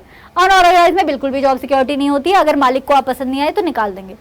ऑर्गेनाइज सेक्टर में जो है पेड हॉलीडेज और प्रोविडेंट फंड जैसे फायदे होते हैं, अनऑर्गेनाइज में ऐसा कोई फायदा नहीं होता है। फिर आपने अपनी मनपसंद का कोई भी एग्जाम्पल दे देना है। आगे चलते हैं, लास्ट बात करते हैं चैप्टर में जो है sectors in terms of ownership. Ownership का मतलब होता है मालिकाना हक किसका है। जैसे मान लो ये पेन मेरा है तो मेरी ओनरशिप है, राइट। सिमिलरली अगर ओनरशिप सरकार की है तो उसे बोला जाएगा पब्लिक सेक्टर। तो पब्लिक सेक्टर एक्टिविटीज होती हैं जहां पे सरकार की, चाहे वो सेंट्रल गवर्नमेंट हो चाहे वो स्टेट गवर्नमेंट हो, उसकी ओनरशिप होती है। जैसे इंडियन रेलवे, इंडियन रेलवे किसके अंडर आती है? सरकार के अंडर आती है। तो इंडियन रेलवे से रिलेटेड सारी की सारी जॉब्स पब्लिक सेक्टर में आएंगी। पब्लिक सेक्टर हमेशा क्या होता है? ऑर्गेनाइज्ड होता है, ऑलवेज ऑर्गेनाइज्ड, क्योंकि सरकार थोड़ी ऑर्गेनाइज तरीके से काम कर सकती है बच्चा। तो सरकार को तो हमेशा कैसे काम करना पड़ेगा? ऑर्गेनाइज। तो इट इज ऑलवेज ऑर्गेनाइज, इसमें हमेशा रूल्स एंड रेगुलेशन होते हैं। तभी पब्लिक सेक्टर को खोला भी इसलिए जाता है कि देश में अच्छी डेवलपमेंट हो। रेलवे इसलिए थोड़ी खोला गया था कि सरकार के पास पैसा है, रेलवे इसलिए खोला गया था कि देश में कनेक्टिविटी बढ़े। तो देश की डेवलपमेंट के लिए, देश के लोगों को एम्प्लॉयमेंट प्रोवाइड करने के लिए, देश के भले के लिए, वेलफेयर के लिए पब्लिक सेक्टर खोला जाता है। प्रॉफिट आ रहा है तो ठीक है, लेकिन प्रॉफिट के मन से, प्रॉफिट की लालच से सरकार जो है काम नहीं करती, क्योंकि सरकार का थोड़ी पैसा है, वो तो देश का पैसा है। सरकार तो हट जाएगी, गिर जाएगी, देश में पैसा तो रहेगा, है ना। तो profit is not the main motive. Railway हो गया, पोस्ट ऑफिस हो गया, ये सारे पब्लिक सेक्टर में आते हैं। 2-3 पब्लिक सेक्टर अलग से सर्च करके आना, मुझे कमेंट्स में बताना, मैं छोटा सा होमवर्क दे रही हूँ, ठीक है। अपने आसपास स्टेट में कौन कौन सा पब्लिक सेक्टर आपको दिखता है वो मुझे बताना। फिर होता है बच्चा प्राइवेट सेक्टर। प्राइवेट सेक्टर में मालिकाना हक या तो एक इंसान का होगा या फिर ग्रुप ऑफ इंसान का होगा। जैसे रिलायंस हो गई, पेप्सोडेंट हो गई, कोलगेट हो गई, कोको कोला हो गई, एप्पल हो गई, ये जितनी ब्रांड्स आपको दिख रही हैं जो सरकारी नहीं है, ये सब किस में आती हैं? प्राइवेट सेक्टर में आती हैं। तो Tata iron and steel company हो गई, रिलायंस हो गई, एशियन पेंट्स हो गई, इन्फोसिस हो गई, सब किस में है? प्राइवेट में। प्राइवेट सेक्टर जितना मर्जी एडवर्टीजमेंट कर दे, जितना मर्जी प्यारा प्यारा एड दे दे टीवी पे, प्राइवेट सेक्टर का एक ही मोटिव है, वो है पैसा। प्राइवेट सेक्टर चाहता है ज्यादा से ज्यादा प्रॉफिट। वो एडवर्टीजमेंट भी इसीलिए हो रहा है ताकि ज्यादा पैसे आ सके, ठीक है। तो प्रोपेगेंडा जहां जहां होता है उस पर ध्यान देना चाहिए। ये नहीं कह रही हूं कि उसे क्रिटिसाइज करो, लेकिन एटलीस्ट पता तो होना चाहिए कि आपके भले की बात नहीं हो रही है, ये उनके खुद के भले की बात हो रही है। तो ये हो गया प्राइवेट सेक्टर। तो पब्लिक सेक्टर में मालिकाना हक सरकार का, प्राइवेट में इंडिविजुअल या ग्रुप ऑफ इंडिविजुअल्स का। पब्लिक में सरकार जो है सर्विसेज प्रोवाइड करती है, प्राइवेट में जो है प्राइवेट सेक्टर क्या, हाँ, सर्विसेज जो है प्राइवेट लोग प्रोवाइड करते हैं। गवर्नमेंट जो है ये करती है ताकि टैक्सेस आ सके, और प्राइवेट सेक्टर ये काम करते हैं ताकि मनी ज़्यादा जनरेट हो सके। पब्लिक सेक्टर जो है वेलफेयर ऑफ द कंट्री के लिए होता है, प्राइवेट सेक्टर जो है अपने वेलफेयर के लिए होता है, अपने प्रॉफिट के लिए होता है। रेलवे और पोस्ट ऑफिस हमारे देश में पब्लिक सेक्टर है, जरूरी नहीं हर देश में हो। प्राइवेट सेक्टर में बहुत सारे एग्जाम्पल हैं, आसपास जो दिखे उसका एग्जाम्पल डाल देना। Last part of the chapter is कि हम पब्लिक सेक्टर करते ही क्यों हैं, सारी चीजें प्राइवेट क्यों नहीं कर देते? सरकार के पास तो और भी काम है, उन्हें और काम करने दो। No, we can't do that. Public sector redundant नहीं हो सकता। गवर्नमेंट को कुछ सर्विसेज खुद से प्रोवाइड करनी पड़ेगी, थोड़ी मेहनत करनी पड़ेगी। इसके कारण है, पहला कारण तो ये है कि सारे हमारे देश में हमारी तरह प्रिविलेज नहीं होते। सबके पास यूट्यूब देखने का मौका नहीं होता, सबके पास इतने पैसे नहीं होते। तो ऐसी बहुत सारी चीजें बच्चा जो सोसाइटी में प्राइवेट सेक्टर रीजनेबल अमाउंट पे नहीं देता। और पता है, देखो प्राइवेट सेक्टर को चाहिए प्रॉफिट। आपने ये एसेंशियल चीजें, ये रेलवे पोस्ट ऑफिस भी अगर प्राइवेट सेक्टर के हाथ में दे दिया ना, तो प्राइवेट सेक्टर तो बोलेगा कि बहुत कम है किराया ट्रेन में चढ़ने का, चलो कल से 2000 रुपए की लगेगी टिकट, मिनिमम टिकट 2000 लगेगी रेलवे में। क्योंकि उनको अपना प्रॉफिट चाहिए। तो हमें देश की सारी जनता का ख्याल रखना पड़ता है, अमीर से अमीर, गरीब से गरीब लोगों का ध्यान रखना पड़ता है। जो अमीर लोग हैं वो प्राइवेट सेक्टर में जाके फ्लाइट की टिकट ले लेते हैं, लेकिन गरीब लोग भी तो रेलवे में ट्रैवल करने लायक होने चाहिए ना, उनके पास इतना पैसा नहीं है कि वो प्राइवेट सेक्टर अफोर्ड कर पाए। इसीलिए सरकार को कुछ चीजों खुद प्रोवाइड करनी पड़ती हैं, क्योंकि प्राइवेट के हाथ में दे दिया तो वो ज्यादा पैसे मांगेंगे। ठीक है, then Does the government have to undertake such heavy spending and ensure that these facilities are available? ये तो हो गया पहला पॉइंट कि प्राइवेट के हाथ में अगर कुछ चीजें दे दी तो महंगी हो जाएंगी। दूसरा पॉइंट है कि government here steps in by producing and supplying electricity rates which these industry can afford. Government has to bear part of the cost, developing infrastructure.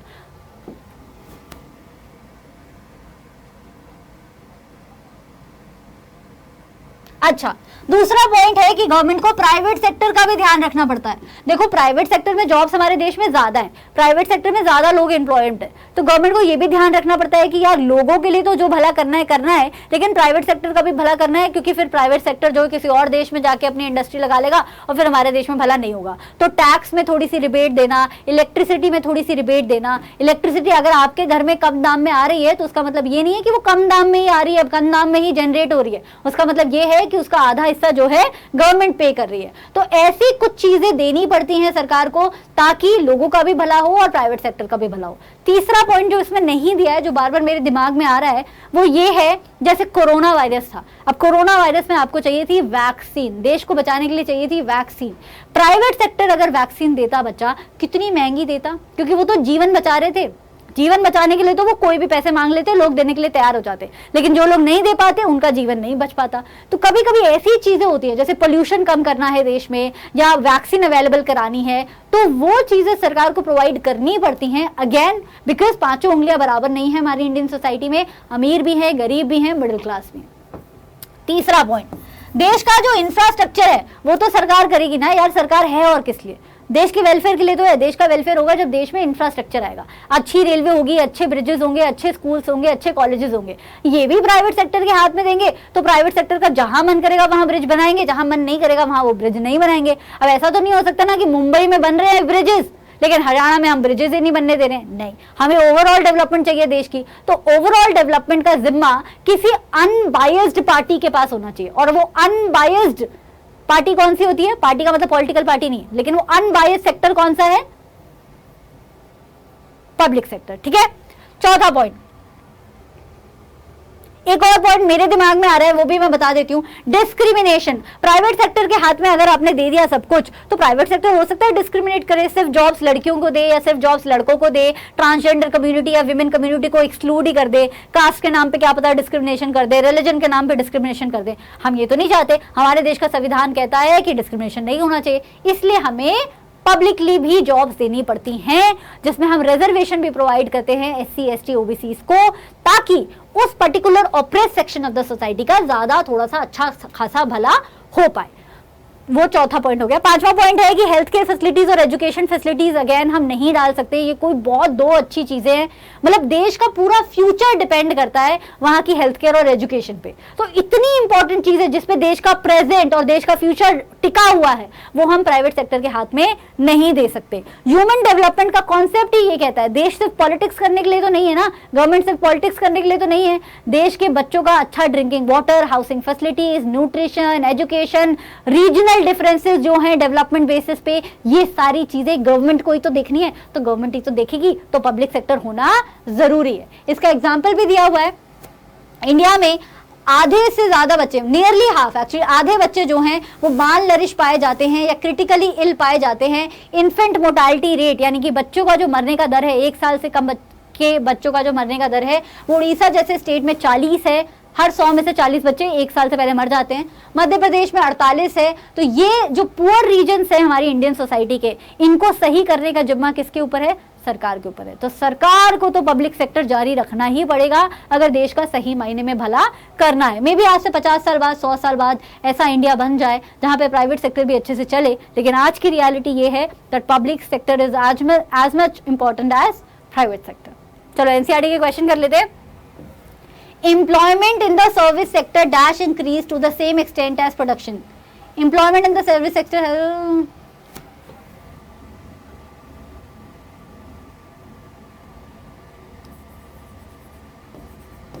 हमारे टर्शरी सेक्टर में क्या एम्प्लॉयमेंट ज्यादा बढ़ी है? नहीं, प्रोडक्शन बढ़ा है लेकिन एम्प्लॉयमेंट नहीं बढ़ी है।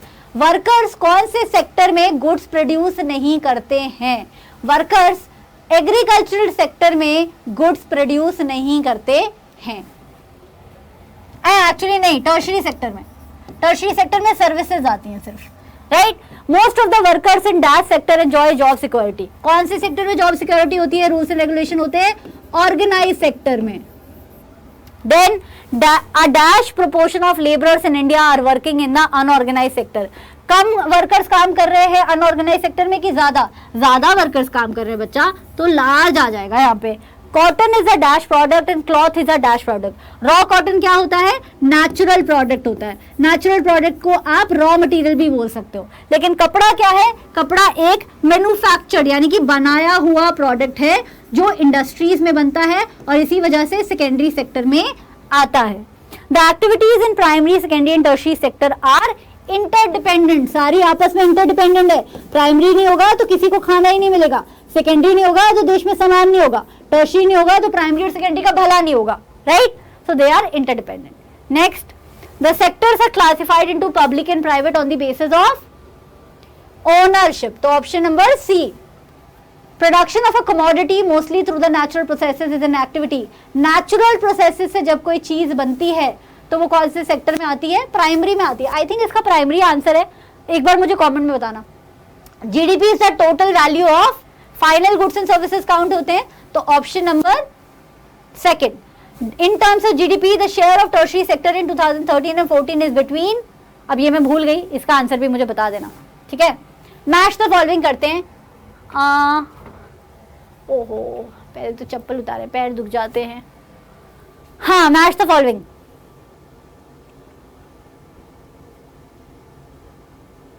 डेट बर्डन यानी कि कर्जे का भंवर ना बने उसके लिए बैंक्स को देने चाहिए सस्ते दाम में loans. No job in the off season, जब सीजन खत्म हो जाता है तो जॉब अवेलेबल नहीं होती है, इसके लिए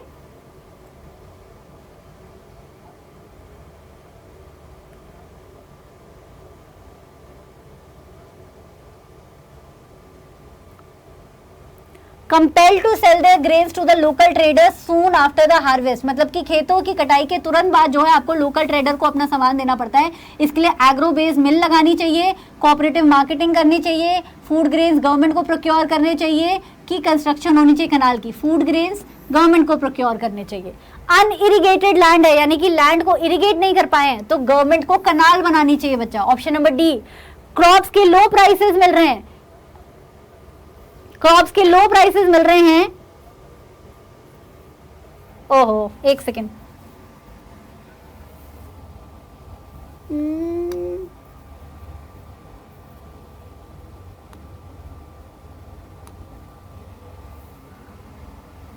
ब्रश, ओहो ब्रश तो ये होता है, ये वो कहाँ होता है इसमें?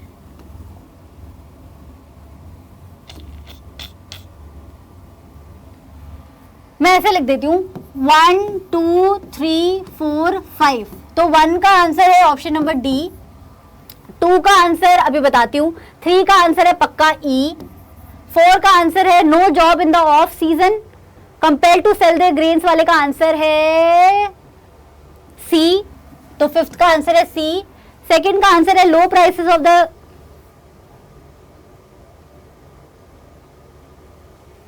एक second,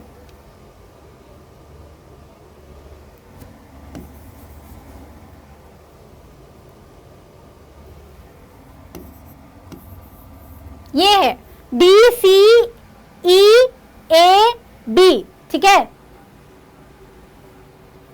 this is the right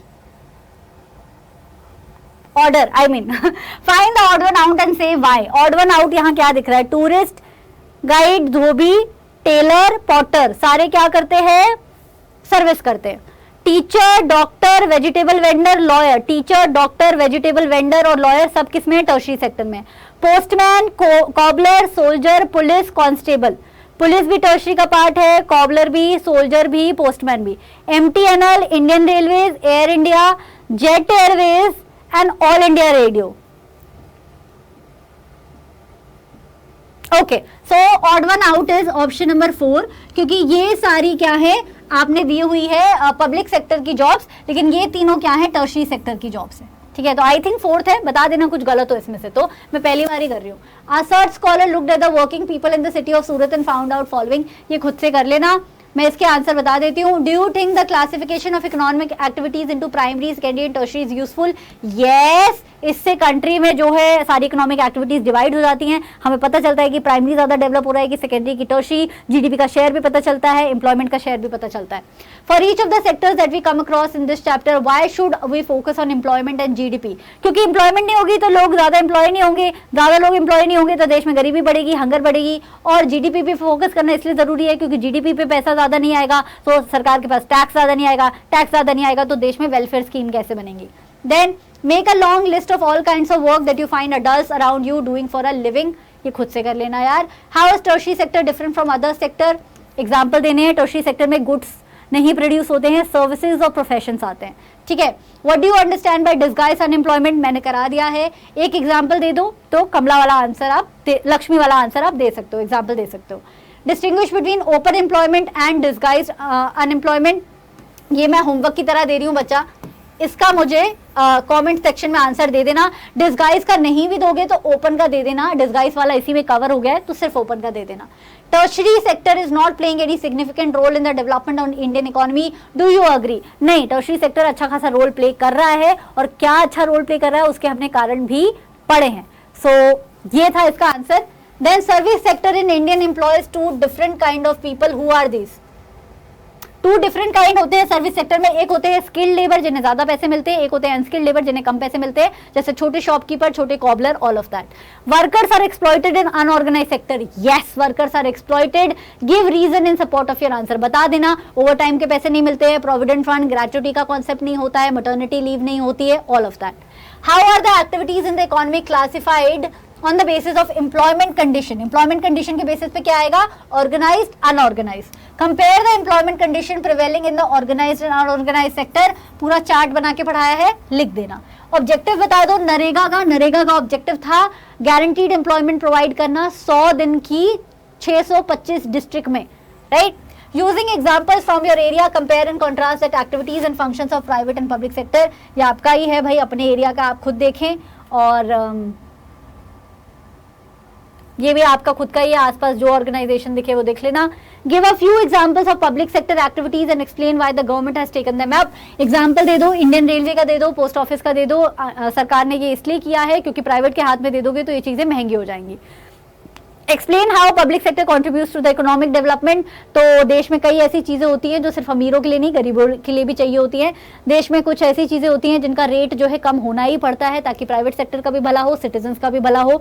देश में कुछ ऐसी चीजें हैं जिन पे देश का फ्यूचर टिका है, जैसे हेल्थ एंड एजुकेशन, उसमें पब्लिक सेक्टर को अपना योगदान करना ही पड़ता है। Then the workers in the unorganized sector need protection from the following issues: wages, safety and health. Explain with example. क्यों चाहिए वही बताना है आपको। वेजेस उन्हें कम मिलती हैं, सेफ्टी उन्हें मिलती नहीं है, अच्छा एनवायरमेंट नहीं मिलता है, हेल्थ का उनका कोई ख्याल रखता नहीं है, इसलिए उन्हें चाहिए protection. A study in Ahmedabad found out that 15 lakh workers में से जो शहर में रहते हैं उसमें से 11 लाख वर्कर जो हैं अहमदाबाद में अनऑर्गेनाइज सेक्टर में काम करते हैं, उनका जो टोटल इनकम है पूरे शहर का वो था 60,000 मिलियन, जिसमें से 32,000 मिलियन जो है वो ऑर्गेनाइज सेक्टर से जनरेट हुआ था। Present this data as a table, what kind of wage should be thought of generating more employment in the city. ऐसे ही दे दिए इतने सारे नंबर। बेसिकली वो पूछ रहे हैं कि ज्यादा लोग एम्प्लॉयड है अनऑर्गेनाइज सेक्टर में लेकिन वो ज्यादा पैसे नहीं कमा पा रहे हैं, तो इसके लिए क्या करना चाहिए? उन्हें ऑर्गेनाइज सेक्टर में डालना चाहिए, अच्छी जॉब्स करनी चाहिए, उनकी स्किल डेवलपमेंट ट्रेनिंग करानी चाहिए, all of that. The following table gives the GDP in rupees. Calculate the share of the 3 sectors in GDP for 2000 and 2013. तो इसको प्लस कर लेना जो आए और इसको प्लस कर लेना जो आए, वो पहले क्वेश्चन का आंसर है। Then show the data as a bar diagram similar to graph 2 in the chapter. तो बार डायग्राम कैसे दोगे आप?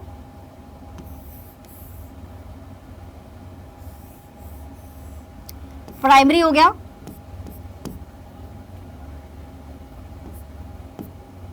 टेन, 20, 30, 40, 50, तो ये प्राइमरी हो गया। ऐसे ऐसे करके जैसे वो बना था बार ग्राफ वो बना देना और 2013 का भी बना देना। What conclusions can be drawn from the bar graph? Bar graph से कंक्लूजन ये आ सकता है कि जीडीपी में शेयर टर्शरी का सबसे ज्यादा देखने को मिल रहा है दोनों टाइम पे। प्राइमरी का शेयर जो है बड़ा है लेकिन बहुत ज्यादा नहीं बढ़ा है, सेकेंडरी का सिग्निफिकेंटली बढ़ा है, ये सारी चीजें। ठीक है, so thank you so much ये लेक्चर देखने के लिए। एंड बहुत थक गई मैं, इसीलिए मेरे को वन शॉट लेना पसंद नहीं है, but I hope you enjoyed this. हैं जान मार के पढ़ा रहे हैं, बट एनीवे इसका जो पीडीएफ है, फ्री पीडीएफ जो है इस पूरे पीपीटी का, डिस्क्रिप्शन बॉक्स में है। मेरे ऑनलाइन कोर्सेज भी चलते हैं क्लास 9th और 10th के, तो अगर आपको मुझसे पढ़ना है तो उसका भी लिंक आपको डिस्क्रिप्शन बॉक्स में मिल जाएगा। I will see you next time, till then take care, bye bye.